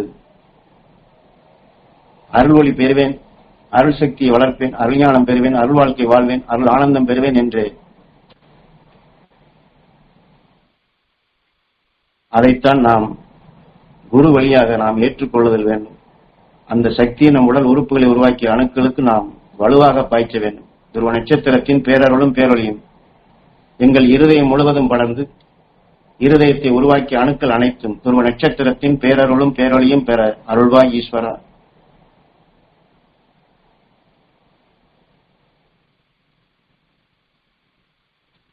ஏன் இதையெல்லாம் திரும்ப திரும்ப சொல்வது என்றால், மாமகரிஷி ஈஸ்வராய குருதேவர் அவர்கள் எனக்குள் இப்படித்தான், எனக்குள் இருக்கக்கூடிய நல்ல குணங்களை, நல்ல எண்ணங்களை தட்டி எழுப்பி எனக்குள் அந்த உணர்ச்சிகளை தூண்டும்படி செய்து மெய்ஞானிகளுடைய மகரிஷியுடைய உணர்வுகளை ஒவ்வொரு சந்தர்ப்பத்திலும், ஒவ்வொரு நேரத்திலும், ஒவ்வொரு நொடிப்பொழுதும் அதை சுவாசிக்கும்படி, அதை பெறும்படி, அந்த வலுவான சக்தியை பெறுவதற்குத்தான் செவிவழி ஓதி இந்த உணர்ச்சிகளை உந்தும்படி செய்து என்னுடைய நினைவாற்றலை அந்த மகரிஷிகளோட துருவ நட்சத்திரத்தோட ஒன்றும்படி செய்தார். அதையே தான் உங்களுக்கும் மணிக்கணக்காக உபதேசித்து அந்த ஆற்றலை பெரும்படி செய்கிறேன் என்று நமது குருவும் எண்ணிலடங்காத அருஞான வித்துகளாக உபதேசங்களாக கொடுத்துள்ளார்கள். அவர் ஞான குருவை எண்ணி துருவ நட்சத்திரத்தின் பேரருள் பேரொளி நம்முடைய இருதயத்தை உருவாக்கி அணுக்கள் பெற வேண்டும் என்று நாம் ஏங்கி தியானிப்போம்.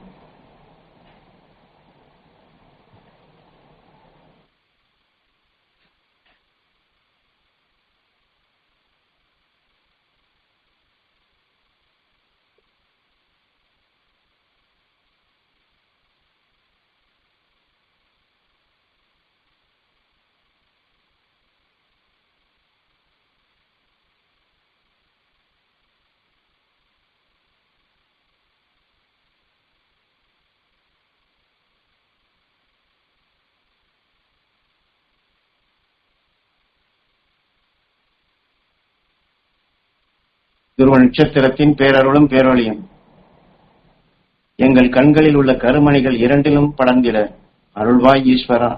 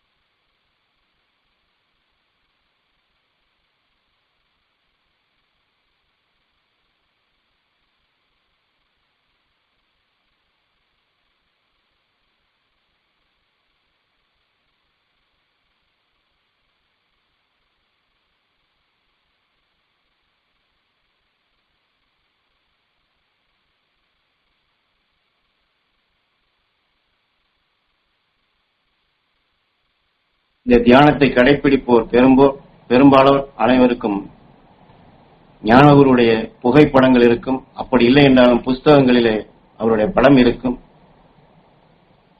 அவருடைய புகைப்படங்களிலே ஒவ்வொரு விதமாக அவருடைய கண்களை, அந்த கண் ஒளி, அந்த கண் ஈர்ப்பு, அவருடைய கண்களிலே எந்த ஈர்ப்பு இருக்கின்றதோ நாம் அதை சிறிது நேரம் உற்று பார்த்தால், அதாவது அவருடைய கண்களுடைய தீட்சண்யம், அதனுடைய பார்வை, அதனுடைய தொலைநோக்கு அது எப்படி இருக்கிறது என்று சிறிது நேரம் அந்த ஞான குருவனுடைய படத்தை உற்று பார்த்து, அவருடைய கண்களை பார்த்து, அவருடைய கண்களுக்கு மாமகரிஷி ஈஸ்வராய குருதேவர் எந்த ஆற்றலை கொடுத்தாரோ அந்த கண் ஒளி எங்களுடைய கண்களுக்கும் அந்த சக்தி பெற வேண்டும் என்று ஞான குருவனுடைய அந்த படத்தை உற்று நோக்கி, அந்த கண்களை உற்று நோக்கி, நம்முடைய கண்களையும் அதே உணர்வுக்கு, அதே நினைவுக்கு நாமும் கொண்டு சென்றோம் என்றால் நம்முடைய கருமணிகளில் அந்த குருவனுடைய அருள் உணர்வுகள் ஆழமாக பதிவாகும்.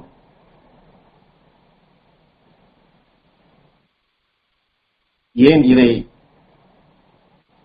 இவ்வாறு எடுத்து பழக வேண்டும் என்று சொன்னால், என்னுடைய அனுபவத்திலே நான் உபதேசம், குரு உடலோடு இருந்து உபதேசம் கேட்கும் பொழுதெல்லாம் அவருடைய இடது கண்ணை பார்த்துதான் இந்த உபதேசங்களை அனைத்தையுமே நான் கேட்டேன். நம் குருவும் என் குருநாதர் எனக்கு தொட்டு காண்பித்தார். ஆனால் உங்களுக்கு கண் வழியாகத்தான் உங்கள் உடல் உறுப்புகளை உருவாக்கிய எல்லா அணுக்களுக்கும் துருவ நட்சத்திரத்தின் பேரருள் பேரொளி தொட்டு அதை இணைக்கின்றேன், இந்த கண் வழியாகத்தான் என்று உபதேச வாயிலாக உணர்த்தியுள்ளார்கள். நாம் அவருடைய உபதேச கருத்துக்களை படித்தாலும் கேட்டாலும் நம்முடைய நினைவு, நம்முடைய ஈர்ப்பு, நம்முடைய கண், அந்த பதிவு குருநாதருடைய ஞான குருவனுடைய கண்களோடு ஒன்றி அந்த ஈர்ப்பை நாமும் பயிற்சியாக ஒரு பழக்கமாக எடுத்து சிறிது நேரம் குருவனுடைய கண்களை ஆழமாக அழுத்த நிறுத்தமாக உற்று பார்த்து அந்த பேரருள் பேரொளி பெற வேண்டும், எங்கள் கண்களுடைய கருமணிகள் அந்த சக்தி பெற வேண்டும் என்று எண்ணினால் ஞானகுரு அவர்கள் அந்த விண்ணினுடைய ஆற்றலை அவர் வாழ்ந்த, அதாவது நம்முடன் வாழ்ந்த காலத்திலும் சரி அல்லது இன்றும் சரி, துருவ நட்சத்திரம், சப்தரிஷி மண்டலம், மகரிஷியில் வெளிப்படுத்தக்கூடிய சக்திகளை அந்த கண் வழியாக ஈர்த்து நாமெல்லாம் பெறுவதற்காக அவர் பாய்ச்சிய அந்த வழி, அந்த குரு வழி, அதுவே நமக்குள் குரு அருளாக, திரு அருளாக, குரு பலமாக அமையும். அந்த குரு பலத்தை நாம் பெற வேண்டும். அவர் கண் கருமணிகளிலே மாமகரிஷி ஈஸ்வராய குருதேவருடைய உணர்வுகளை, துருவ நட்சத்திரத்தினுடைய உணர்வுகளை, மகரிஷி உணர்வுகளை எவ்வாறு அந்த கருமணிகளிலே பதிவு செய்து அந்த காந்த புலன் அறிவால் விண்ணினுடைய ஆற்றலை அவர் ஈர்த்து நமக்கெல்லாம் பாய்ச்சினாரோ, நாமும் அந்த சக்தியை பெற, நாமும் அவருடைய கண்களை நினைவு கொண்டு வந்து குரு அருளால் அந்த துருவ நட்சத்திரத்தின் பேரருள் பேரொளி எங்கள் கண் கருமணிகள் பெற வேண்டும் என்று நாமும் ஏங்கி பெறுவோம். இதுவரை பார்க்காதவர்கள் சந்தர்ப்பம் கிடைக்கும் பொழுது அதை பார்த்து அதை பயிற்சியாக எடுத்து பதிவு செய்து வளர்த்துக் கொள்ளும்படி வேண்டுகிறேன்.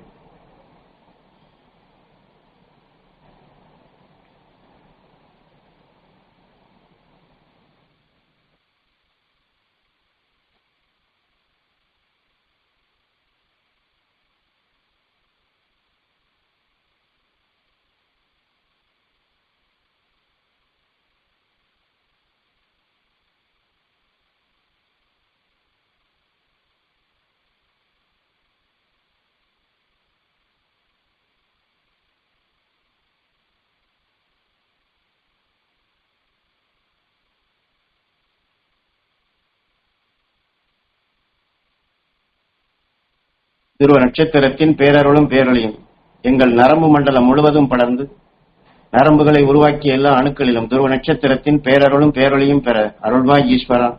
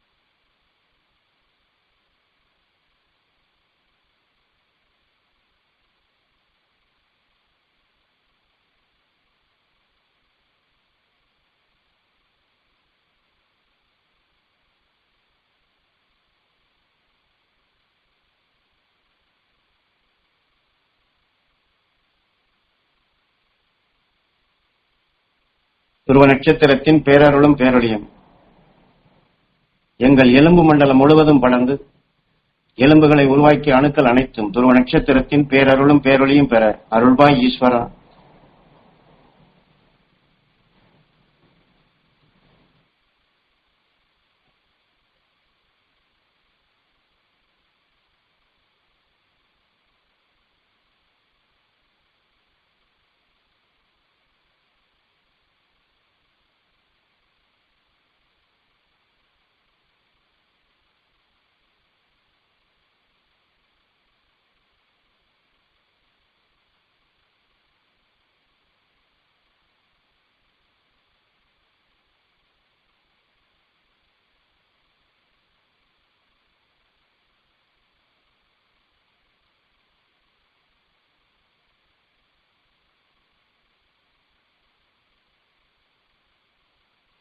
துருவ நட்சத்திரத்தின் பேரருளும் பேரொழியும் எங்கள் நெஞ்சின் பாகம் உள்ள விலா எலும்புகள் முழுவதும் படர்ந்து குருத்தெலும்பு முழுவதும் படர்ந்து அந்த எலும்புகளுக்குள் உறைந்துள்ள ஊன் முழுவதும் துருவ நட்சத்திரத்தின் பேரருளும் பேரொழியும் படர்ந்து ஊனை உருவாக்கிக் கொண்டிருக்கும் எல்லா அணுக்களிலும் துருவ நட்சத்திரத்தின் பேரருளும் பேரொழியும் பெற அருள்வாய் ஈஸ்வரா.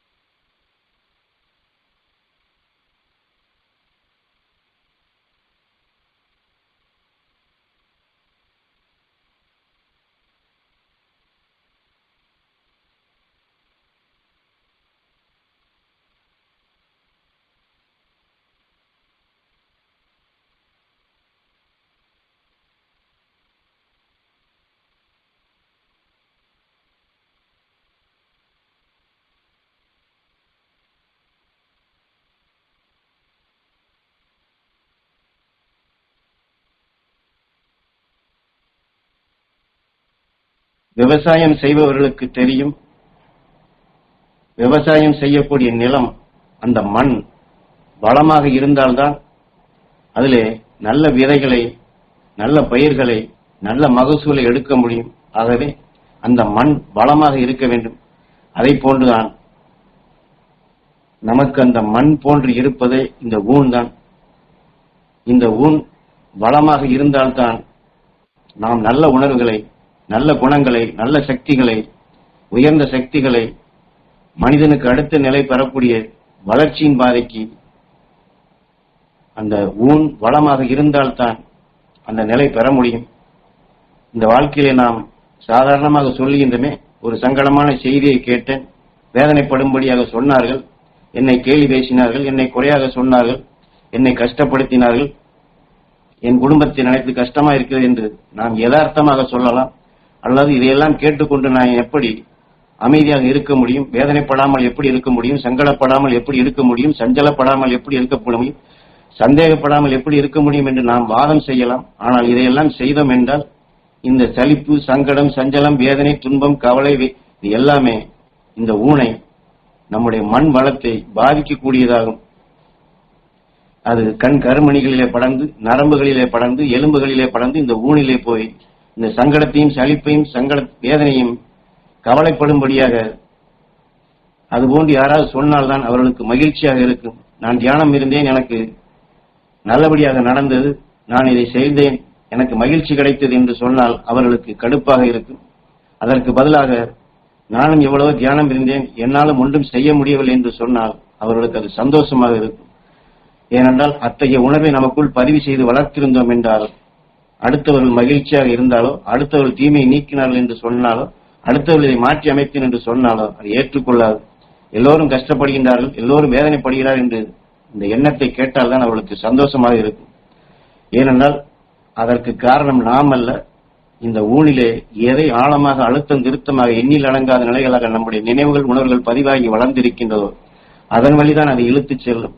கஷ்டப்பட்டே பழகிவிட்டோம் என்றால் எவ்வளவுதான் தியானம் இருந்தாலும் அதெல்லாம் முடியாது, எவ்வளவுதான் தியானம் இருந்தாலும் அது நடக்காது என்றுதான் அந்த ராகம் நம்மை பாட வைக்கும். ஆகவே அது போன்று இல்லாதபடி அதையெல்லாம் விடுத்து பழகும் நிலையாக அந்த மண் வளத்தை விவசாயிகள் எப்படி கூட்டி பயிர் மகசூலை பெருக்குகின்றார்களோ அது போன்று நம் ஊனை எலும்புக்குள் இருக்கக்கூடிய ஊன்கள் அனைத்தையுமே துருவ நட்சத்திரத்தின் பேரருள் பேரொழியை பெறச் செய்வோம். துருவ நட்சத்திரத்தின் பேரருள் பேரொழி சக்தி வாய்ந்ததாக நம் ஊனை உருவாக்கிய அணுக்களை பெரும்படி செய்வோம். அந்த துருவ நட்சத்திரத்தின் பேரருள் பேரொழியை என்றால் அதற்குத்தான் குருநாதருடைய உபதேசங்களை அடிக்கடி நாம் பதிவாக்க வேண்டும். அவருடைய உபதேச கருத்துக்களை கேட்க வேண்டும். கூட்டு தியானங்களிலே கலந்து கொள்ள வேண்டும். இந்த அருள் உணர்வுகளையே பேசி அருள் உணர்வுகளையே கேட்டு அருள் உணர்வுகளையே வளர்த்து இந்த வாழ்க்கையை அருள் வாழ்க்கையாக வாழ வேண்டும் என்று சொல்வது. அதை நாம் சாதாரணமாக வழக்கிலே பேசுவது போன்று நான் எப்படி கஷ்டத்தையோ துன்பத்தையோ குறையோ மற்றவையோ எப்படி நான் கேட்காமல் இருப்பது, எப்படி பேசாமல் இருப்பது என்று நாம் அதற்கு இடம் கொடுக்கக்கூடாது. என்றால் குரு இதெல்லாம் உபதேசத்திலே தெளிவாக சொல்லி உள்ளார்கள். எதை கேட்டாலும்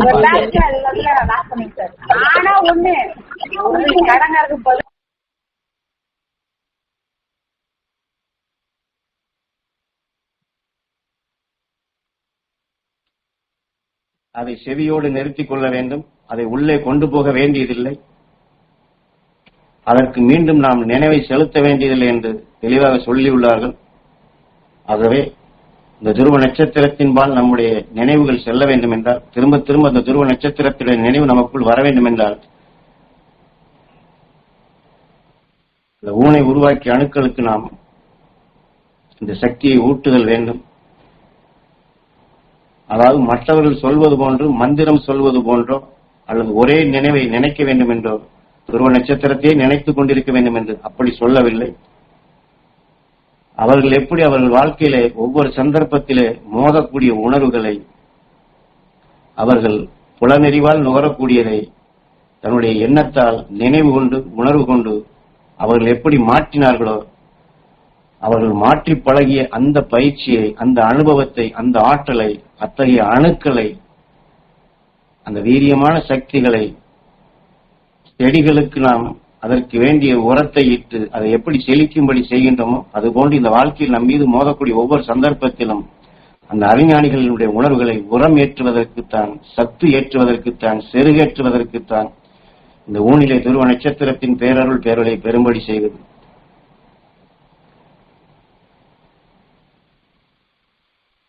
என்றால் இந்த உள்முகமாக இவ்வாறு நாம் நினைவை கொண்டு செல்லப்படும் பொழுது ஓமுக்குள் ஓம், ஓமுக்குள் ஓம், ஓமுக்குள் ஓம் என்று ஒவ்வொரு அணுவுமே வீரிய சக்தியாக மாறுகின்றது. அந்த அணுக்கள் அனைத்துமே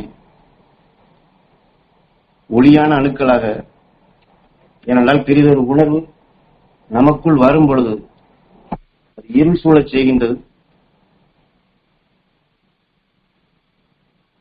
அது அந்த இருள் சூழும் அத்தகைய நிலைகளை மாற்றுவதற்குத்தான் ஆலயங்களிலே விளக்கை ஏற்றுகிறார்கள் அல்லவா, தீபாராதனை காட்டுகின்றார்கள் அல்லவா, அதை போன்று நாம் துருவ நட்சத்திரத்தினுடைய ஒளியை தீபமாக ஏற்றி பழகுதல் வேண்டும். தான் கார்த்திகேயா. அந்த ஒளி சுடரை அந்த முகப்பிலே, ஒவ்வொரு அணுவினுடைய முகப்பிலே நாம் இணைத்து பழகுதல் வேண்டும். துருவ நட்சத்திரத்தின் பேரருளும் பேரொழியும் எங்கள் தசை மண்டலம் முழுவதும் படர்ந்து தசைகளை உருவாக்கிய அணுக்கள் அனைத்தும் துருவ நட்சத்திரத்தின் பேரருளும் பேரொழியும் பெற அருள்வாய் ஈஸ்வரா.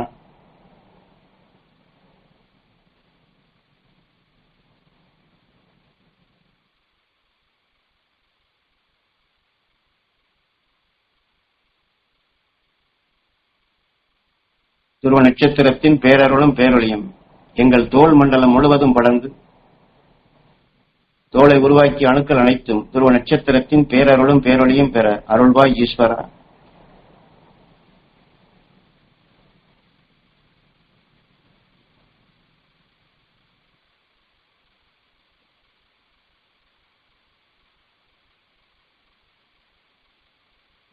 இந்த தசை மண்டலத்தையும் தோல் மண்டலத்தையும் அது உருவாக்கிய அணுக்களையும் அந்த துருவ நட்சத்திரத்தின் பேரருள் பேரொழியை குருநாதர் பெரும்படி நமக்கு பயிற்சியாக கொடுக்கிறார்கள் என்றால், ஒரு மரத்தில் இருக்கக்கூடிய அந்த மர பட்டைகள் என்று சொல்லுகின்றமே, அதை போன்று அந்த மரத்தில் விளைந்த அதாவது இதை குருத்து என்று சொல்வார்கள்.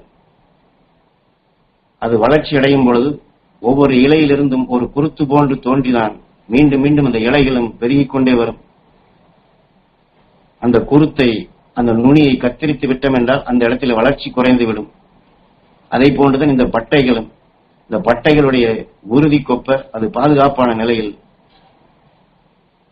தன் இனமான சக்தியை அது காற்றிலிருந்து கவர்ந்து, அது மட்டுமல்லாதபடி நிலத்தடியில் இருக்கக்கூடிய நீரை அது உறிஞ்சி அந்த மரம் முழுவதற்குமே ஆரோக்கியமாக வளரச் செய்யும். இதை போன்றுதான் நம்முடைய தசை மண்டலமும் தோல் மண்டலமும் அந்த குருத்து போன்று, அந்த மரத்தினுடைய பட்டைகள் போன்றுதான் நாம் எதையெல்லாம் நமக்குள் வளர்த்து அந்த அணுக்களாக விளைய வைத்திருக்கின்றோமோ அதனுடைய ஈர்ப்பாகத்தான் அது செயல்பட்டு அந்த மரம் அடர்த்தியாக, செழுமையாக, ஆரோக்கியமாக அது வளர்ந்து அதிலே பூக்கள் தோன்றி, காய்கள் தோன்றி, கனிகளாகி வித்துகளை உருவாக்குவது போன்று நாமும் இந்த தசை மண்டலங்களிலும் இந்த தோல் மண்டலத்தை உருவாக்கிய அணுக்களிலும் துருவ நட்சத்திரத்தின் பேரருள் பேரொழியை அது இணைக்கப்படும் பொழுது அந்த மரம் எப்படி செழித்து வளர்கின்றதோ, அதிலே கோடிக்கணக்கான வித்துகள் மீண்டும் அதில் உருவாகின்றதோ, அதை போன்று நாமும் நம் உடலிலே இந்த துருவ நட்சத்திரத்தினுடைய உணர்வுகளை, மகிழ்ச்சியுடைய உணர்வுகளை கோடிக்கணக்கான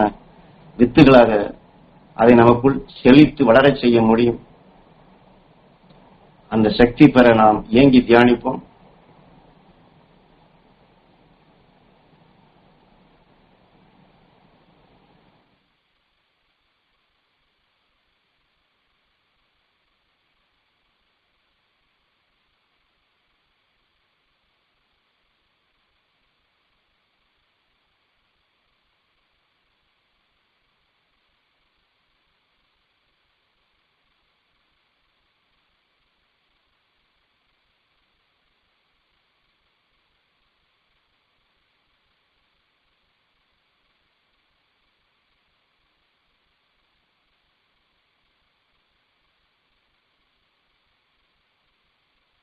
இந்நேரம் வரை நம் உடல் உறுப்புகளை உருவாக்கிய எல்லா அணுக்களிலும் கார்த்திகேயா என்று அந்த ஒளி சுடரை ஒவ்வொரு அணுவிலும் பேரருள் பேரொழியாக மாற்றக்கூடிய சந்தர்ப்பமாக நாம் பெறச் செய்தோம். அந்த சக்தியை இங்கே தியானத்தில் அமர்ந்திருக்கும் ஒவ்வொரு உயிராத்மாவும் அந்த துருவ நட்சத்திரத்தின் பேரருள் பேரொழி பெற வேண்டும். ஞானகுருவினுடைய அருள்சக்தி, மாமகர்ஷி ஈஸ்வராய குருவினுடைய அருள்சக்தி,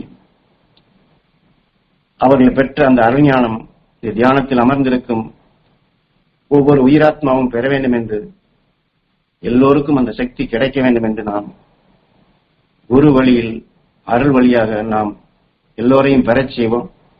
எல்லோருக்கும் அது கிடைக்க வேண்டும் என்று நாம் தவம் இருப்போம். தியானத்தில் வீற்றிருக்கும் அனைத்து உயிராத்மாக்களும் துருவ நட்சத்திரத்தின் பேரருள் பேரொளி பெற அருள்வாய் ஈஸ்வரன்.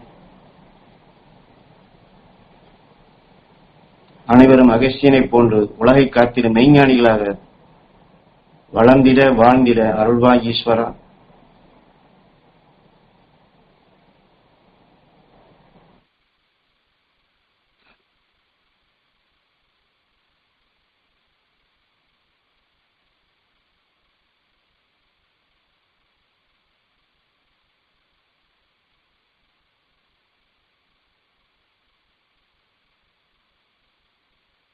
துருவ நட்சத்திரத்தின் பேரருளும் பேரொழியும் எங்கள் தாய் தந்தை இரத்த நாளங்களிலே கலந்து அவர்கள் உடல் முழுவதும் படர்ந்து அவர் உடலில் இருக்கக்கூடிய உறுப்புகளை உருவாக்கிய எல்லா அணுக்களிலும் துருவ நட்சத்திரத்தின் பேரருளும் பேரொழியும் வளர்ந்திட அருள்வாய் ஈஸ்வரா.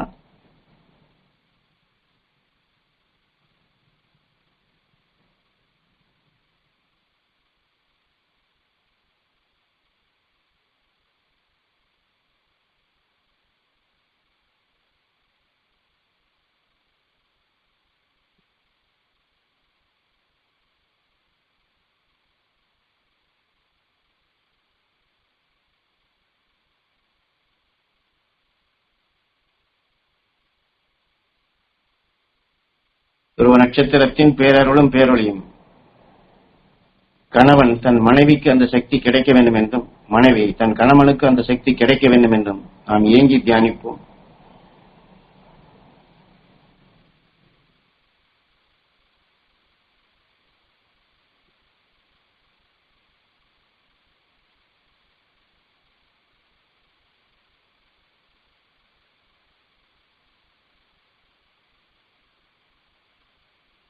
ஆக நாம் இப்பொழுது வெறுமன துருவ நட்சத்திரத்தின் பேரருள் பேரல் என் கணவருக்கு கிடைக்க வேண்டும், என் மனைவிக்கு கிடைக்க வேண்டும் என்று எண்ணுவது மட்டுமல்ல, அகசியன் தான் பெற்ற சக்தி அனைத்துமே தன் மனைவி பெற வேண்டும், தன் மனைவி தன்னை காட்டிலும் உயர்ந்த நிலை பெற வேண்டும் என்று அகஸ்தியன் தன் மனைவிக்கு எப்படி பாய்ச்சினானோ, அந்த துருவ மகரிஷியாக அவர்கள் எவ்வாறு வளர்ந்தார்களோ அதை போன்று நாம் செயல்படுத்துதல் வேண்டும். தான் பெற்ற சக்திகள் அனைத்துமே தன் மனைவிக்கு கிடைக்க வேண்டும், தான் பெற்ற சக்திகள் அனைத்துமே தன் கணவனுக்கு கிடைக்க வேண்டும் என்று அந்த அகசியன் காட்டிய வழியிலே கணவன் மனைவியாக இரு உயிரும் ஒன்றாக இணைந்து, இரு உணர்வும் ஒன்றாக இணைந்து அவர்கள் எப்படி ரிஷி பத்தின் என்ற நிலை அடைந்தார்களோ அந்த உணர்வோடு நாம் அந்த சக்திகளை அவர்கள் எப்படி கணவன் மனைவியாக ஒருவருக்கொருவர் இணைந்த நிலையில் கொண்டு ஒருவரை ஒருவர் உயர்த்தினார்களோ, குருநாதர் காட்டிய அந்த அருள் வழியில் அந்த வழியாக நாம் கணவன் மனைவியாக நாங்கள் ஒன்றி வாழ வேண்டும் என்று நாம் அதன் வழி நாம் செயல்படுத்த வேண்டும். அந்த ஆற்றலை நாம் பெற ஏங்கி தியானிப்போம்.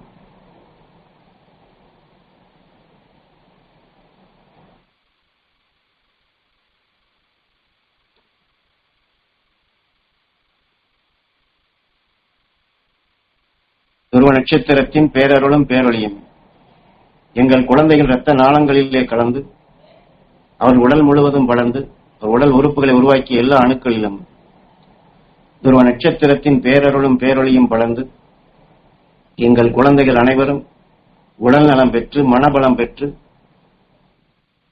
கல்வியில் சிறந்த ஞானம் பெற்று, உலக ஞானம் பெற்று, இந்த உலகையே காக்கக்கூடிய சக்தி பெற்றவர்களாக, உத்தம ஞானிகளாக, அகஸ்தியர்களாக வளர்ந்திட வேண்டும், வாழ்ந்திட வேண்டும் என்று நம் குரு இனி வளரக்கூடிய இந்த குழந்தைகள் தான் தென்னாருடைய சிவனை போற்றி எந்நாட்டவருக்கு இறைவா போற்றி என்று இந்த உலகை காக்கக்கூடிய சக்திகளாக தோன்றுவார்கள் என்று எந்த வாக்கினை நமக்குள் பதிவு செய்தாரோ, மாமகரிஷி ஈஸ்வராய குருதேவர் காட்டிய வழியிலே தோன்றக்கூடிய குழந்தைகள் அனைவரும் அந்த சக்தி பெற வேண்டும் என்று நமக்கு உபதேசித்து அந்த நெறியாக நமக்கு வழி நடத்தினார்களோ, அந்த குரு ஆசைப்பட்டது போன்று எங்கள் குழந்தைகள் அனைவரும் தெய்வ குழந்தைகளாக, அகஸ்தியர்களாக வளர வேண்டும், வாழ வேண்டும் என்று நாமும் அந்த உணர்வுகளை நம் குழந்தைகளுக்கு பாய்ச்சுவோம். நம் குழந்தைகளை அறிஞானிகளாக உருவாக்குவோம். அந்த சக்தி பெற வேண்டும் என்று உயிரான ஈசனிடம் வேண்டி அந்த உணர்வுகளை நாம் பாய்ச்சுவோம்.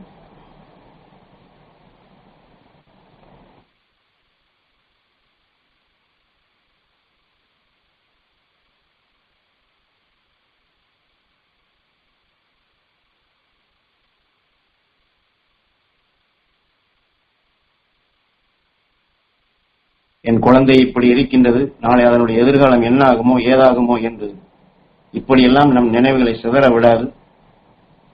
குரு நமக்கு சொல்லிக் கொடுத்தது இதுதான். இந்த அருள் ஒளியை நான் பெறுவேன், அதை என் குழந்தைகளுக்கு பாய்ச்சுவேன். எது நடந்தாலும் அது நல்லதாக, நாளை அந்த குழந்தைகள் உயர்ந்த ஞானம் பெறுவார்கள் என்று இந்த நம்பிக்கையுடனே நாம் செயல்படுத்துதல் வேண்டும். இல்லை, நான் குழந்தையை நினைத்து வேதனைப்படுவேன்,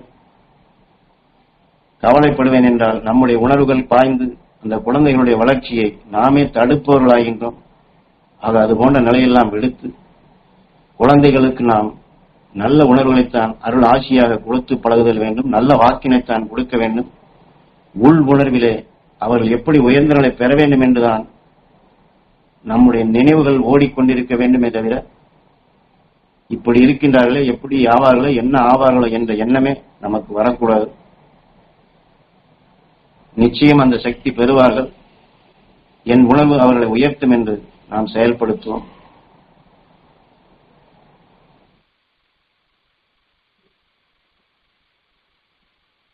துருவ நட்சத்திரத்தின் பேரருளும் பேரொழியும் நாங்கள் தியானம் இருக்கும் அனைவரது இல்லங்களிலும் படர்ந்து எங்களுடைய இல்லங்களுக்கு வரக்கூடிய அனைவரும், எங்களை இல்லங்களை நினைப்போர் அனைவரும் குரு அருளால் எல்லா மகரிஷிகளுடைய அருள் சக்தி பெற்று எல்லோரும் தெய்வீக அன்பை பெற்று, தெய்வீக அருளை பெற்று, தெய்வீக சக்தியை பெற்று அனைவரும் தெய்வீக குடும்பங்களாக மகிழ்ந்து வாழக்கூடிய சக்தி பெற்று, பேரருள் பேரொளி பெற்று மகரிஷிகளுடைய அருள்வட்டத்திலே என்றென்றும் மகிழ்ந்து வாழ்ந்திட அருள்வாய் ஈஸ்வரா.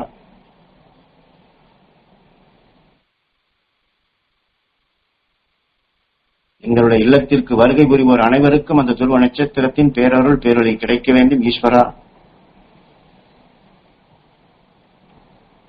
எங்கள் வீட்டை சுற்றிலும் துருவ நட்சத்திரத்தின் பேரருள் பேரொளி படர்ந்திட அருள்வாய் ஈஸ்வரா.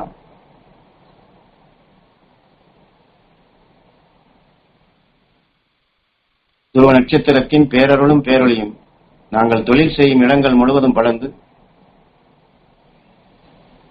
அங்கு தொழில் செய்வோர் அனைவரும், அங்கு பணிபுரிவோர் அனைவரும், அங்கே வரும் வாடிக்கையாளர்கள் அனைவரும் துருவ நட்சத்திரத்தின் பேரருள் பேரொளி பெற்று அங்கே உற்பத்தியாகக்கூடிய பொருள்கள் அனைத்திலும் துருவ நட்சத்திரத்தின் பேரருள் பேரொளி படர்ந்து அந்த பொருளை வாங்கி செல்வோரும், அதை விற்பனை செய்வோரும், அதை பயன்படுத்துவோரும், அந்த பொருள் செல்லும் இடங்களிலெல்லாம் துருவ நட்சத்திரத்தின் பேரருள் பேரொளி படர்ந்து அகஸ்தியன் தாய் கருவிலை பெற்ற நஞ்சினை வெல்லக்கூடிய அந்த அரும்பெரும் சக்திகளாக, அந்த மூச்சலைகளாக அந்த அருள் உணர்வுகள் எல்லா இடங்களிலும் படர்ந்து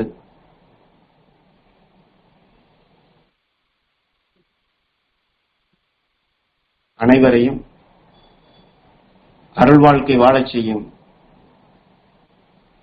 அனைவரையும் பேரானந்த பெருமகிழ்ச்சி அடைய செய்யும் அரும்பெரும் சக்திகளாக படர்ந்திட அருள்வாய் ஈஸ்வரா.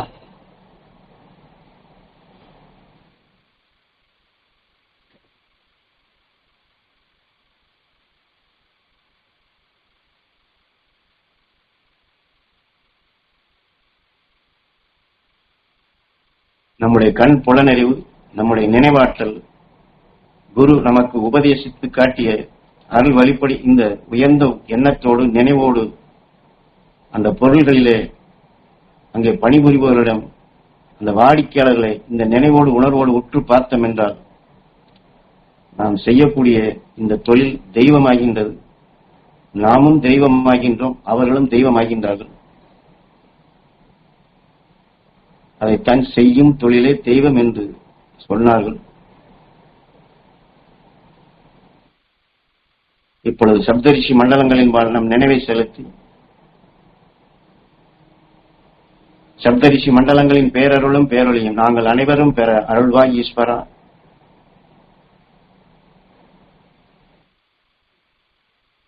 சப்தரிஷி மண்டலங்களின் பேரருளும் பேரொழியும் எங்கள் இரத்த நாளங்களிலே கலந்து எங்கள் உடல் முழுவதும் படர்ந்து எங்கள் உடல் உறுப்புகளை உருவாக்கிய எல்லா அணுக்களிலும் அந்த சப்தரிஷி மண்டலங்களின் பேரருளும் பேரொழியும் படர்ந்திட அருள்வாய் ஈஸ்வரா. நம் உடலில் இருக்கக்கூடிய எல்லா அணுக்களுமே அந்த சப்தரிஷி மண்டலத்தினுடைய பேரருள் பேரொழியை அது பெற வேண்டும், அதை ஈர்க்க வேண்டும். இந்த உடலே அந்த சப்தரிஷி மண்டலத்தை, அதிலிருந்து வெளிப்படக்கூடிய சக்திகளை ஈர்க்கக்கூடிய அந்த ஆற்றல் பெற வேண்டும் என்று நம் உடலையே சப்தரிஷி மண்டலத்தின் அந்த நினைவோடு ஒன்றி நாம் அதை ஈர்க்கும்படியாக, அதை நமக்குள் சேர்க்கும்படியாக இந்த சப்தரிஷி மண்டலத்துடைய அருள் வட்டம் நமது ஆன்மாவிலே பேரருள் பேரொழியாக படர வேண்டும் என்று நாம் ஏங்கி தியானிப்போம்.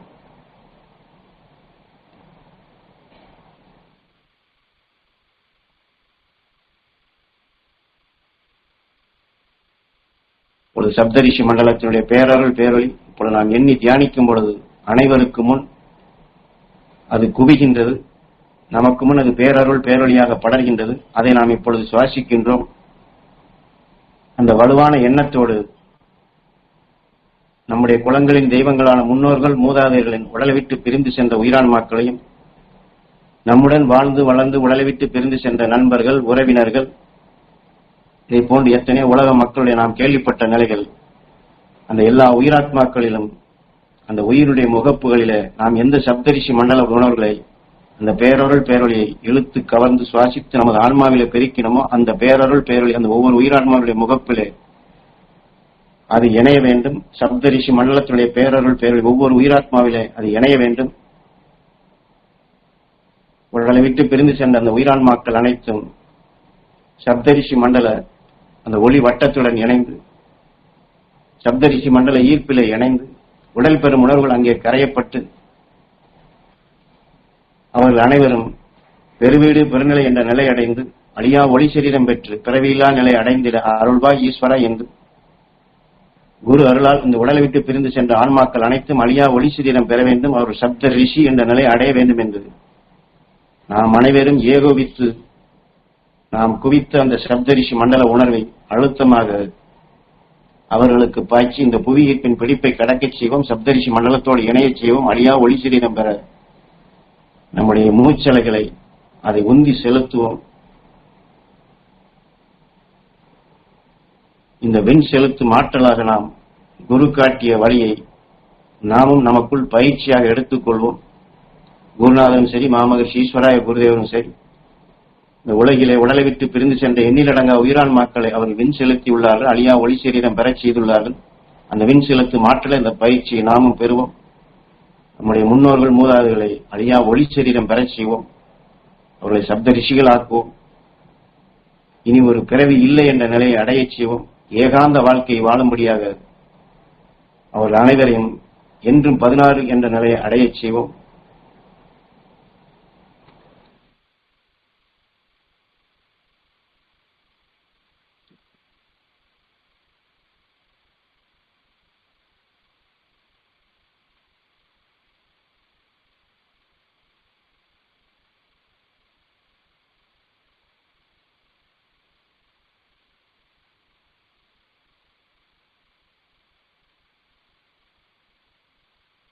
இன்று அதிகாலையிலே துருவத்தியான நேரத்திலே உடலை விட்டு பிரிந்து சென்ற கரிவரத ராஜி என்ற உயிரான்மா ஞான குருவின் அருளால், மாமகரிஷி ஈஸ்வராய குருதேவனுடைய அருளால் அந்த சப்தரிஷி மண்டலத்தினுடைய பேரருள் பேரொளி உடலை விட்டு பிரிந்து சென்ற அந்த கரிவரத ராஜி என்ற உயிரான்மாவினுடைய முகப்பிலே அது பேரருள் பேரொழியாக இணைந்து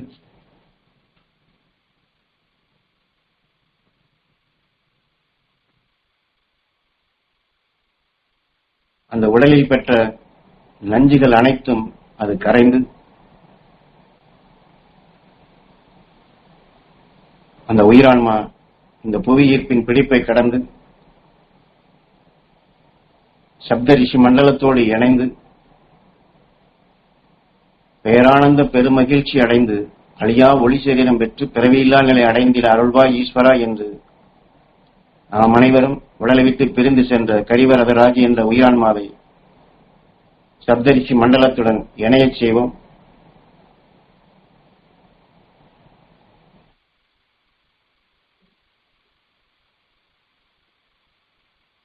ஏனென்றால் குரு உபதேச வாயிலாக கொடுக்கப்படும் பொழுது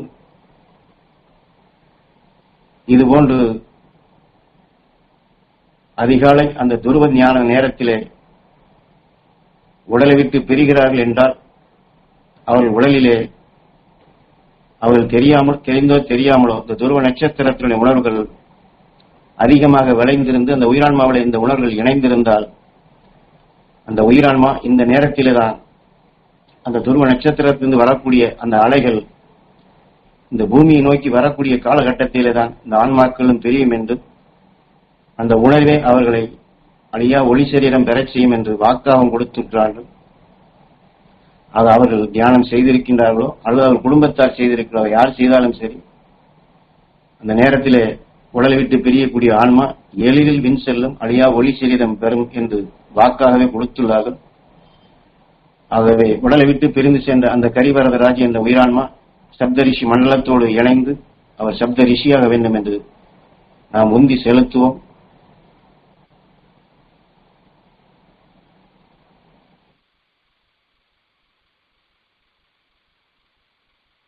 அந்த ஆன்மா விண் சென்ற நிலையில் சப்த ரிஷியான பேரருள் பேரொழியாக விண்ணுலகிலே வாழ்ந்து கொண்டிருக்கும் அந்த ஏனென்றால் அப்படி விண் செலுத்திய பின் நாம் அவரை அவ்வாறுதான் நினைக்க வேண்டும்.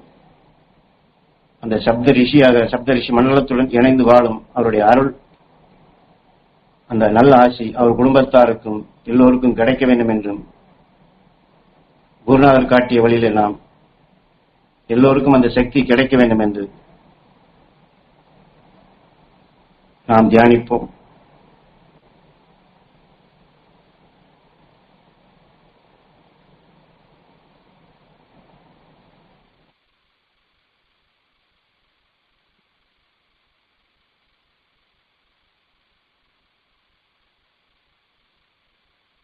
இப்பொழுது வான மண்டலத்திலே நம் நினைவுகளை செலுத்தி அகஸ்தியமா மகரிஷிகளின் அருள்சக்தியும் துருவ மகரிஷிகளின் அருள்சக்தியும் துருவ நட்சத்திரத்தின் பேரருளும் பேரொழியும் சப்தரிஷி மண்டலங்களின் பேரருளும் பேரொழியும்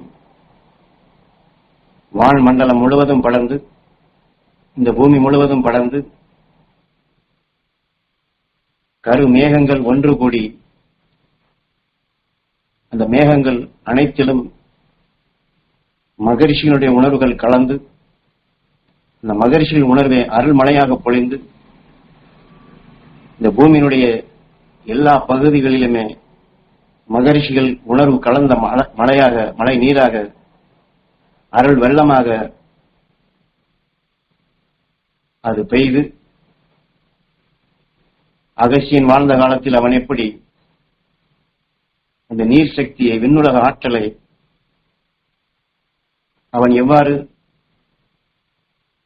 அதாவது கண்ணுக்கு புலப்படாத அந்த சக்தி அதுதான் மேகமாக குவிகின்றது. அது எதிர்மறையான உணர்வுகள் படும்போது உப்புச்சத்து கலந்த பின் நன்னீராக, மழை நீராக பெய்கிறது என்று இந்த நம் உடலிலே வெயில் காலங்களிலே எவ்வாறு உடலிலிருந்து நீர் வேர்வையாக வெளிவருகின்றதோ,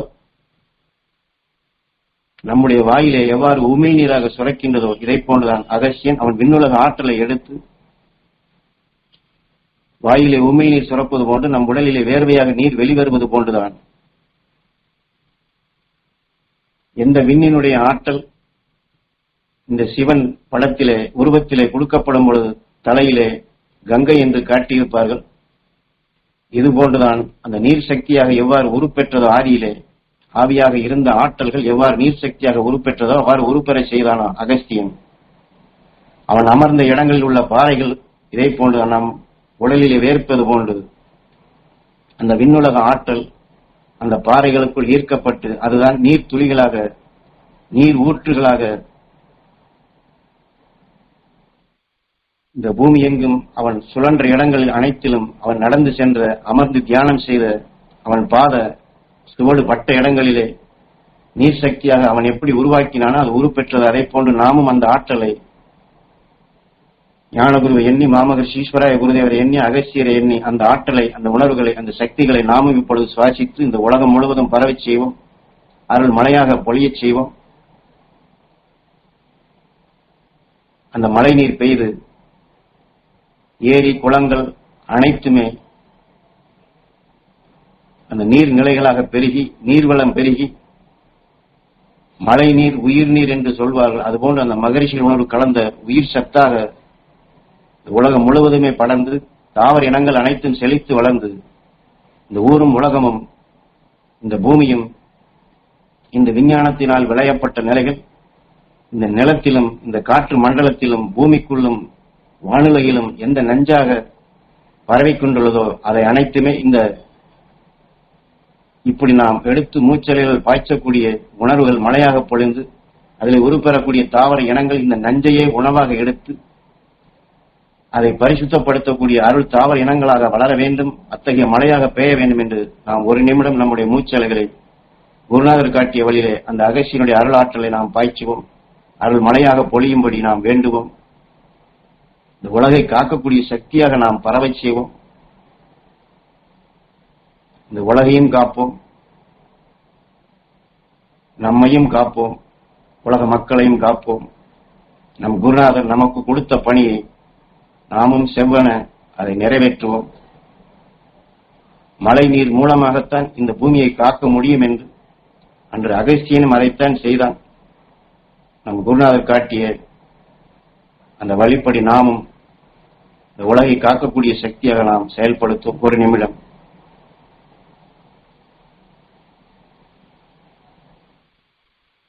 அகஸ்தியமா மகரிஷியின் அருள்சக்தியும், துருவ மகரிஷியினுடைய அருள்சக்தியும், துருவ நட்சத்திரத்தின் பேரருளும் பேரொழியும், சப்தரிஷி மண்டலங்களின் பேரருளும் பேரொழியும் மேகங்களிலே படர்ந்து நல்ல மழை நீர் பெய்து ஏரி குளங்கள் அனைத்தும் நிரம்பி தாவர இனங்கள் செழித்து வளர்ந்திட ஊரும் உலகமும் உலக மக்களும் எல்லா நலமும் எல்லா வளமும் பெற அருள்வாய் ஈஸ்வரா.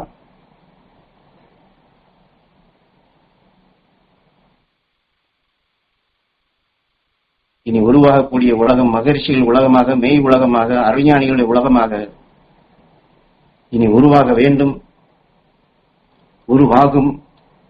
அதை நாம் உருவாக்குவோம் என்று எந்த அகஸ்தியன் தென்னாட்டிலே தோன்றி இந்த பூமியை சமப்படுத்தினானோ அந்த சமப்படுத்தக்கூடிய சக்தி இந்த உலகில் தோன்றிய ஒவ்வொரு மனிதனுக்கும், ஒவ்வொரு உயிராத்மாவுக்கும் அந்த சக்தி கிடைக்க வேண்டும் என்று குரு வழியில் மாமகரிஷி ஈஸ்வராய குருதேவர் காட்டிய வழியிலே அந்த சக்தி எல்லோருக்கும் கிடைக்க வேண்டும் என்று நாம் தியானிப்போம், தவம் இருப்போம். ஒவ்வொரு நொடி பொழுதும் இந்த வாழ்நாளிலே இந்த உயர்ந்த சக்திகளை நாமும் பெறுவோம், அனைவரையும் பெறச் செய்வோம்.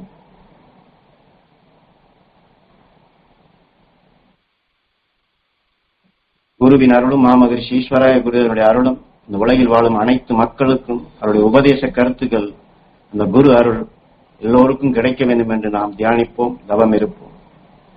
தியானத்தை இப்பொழுது நிறைவு செய்வோம். எல்லாம் செய்வோம். ஓம் ஈஸ்வரா குருதேவா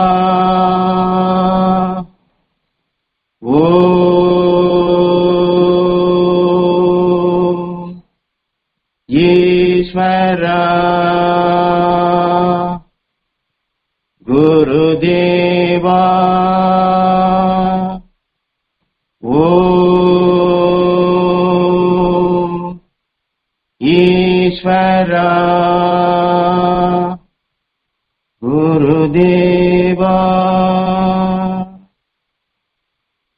எல்லோருக்கும் அந்த மகரிஷியினுடைய தொடர்பு கிடைக்க வேண்டும், எல்லோரும் மகரிஷிகளுடன் இணைந்து செயல்பட வேண்டும், எல்லோரும் மகரிஷியுடன் உறவாடி அனைவரும் அருஞானம் பெற்று அருள் வாழ்க்கை வாழ வேண்டும் என்று நாம் அனைவரும் தியானிப்போம், தவம் இருப்போம். அந்த மகரிஷியுடைய காட்சி அனைவருக்கும் கிடைக்க வேண்டும் என்று நாம் குரு அருளை தியானிப்போம்.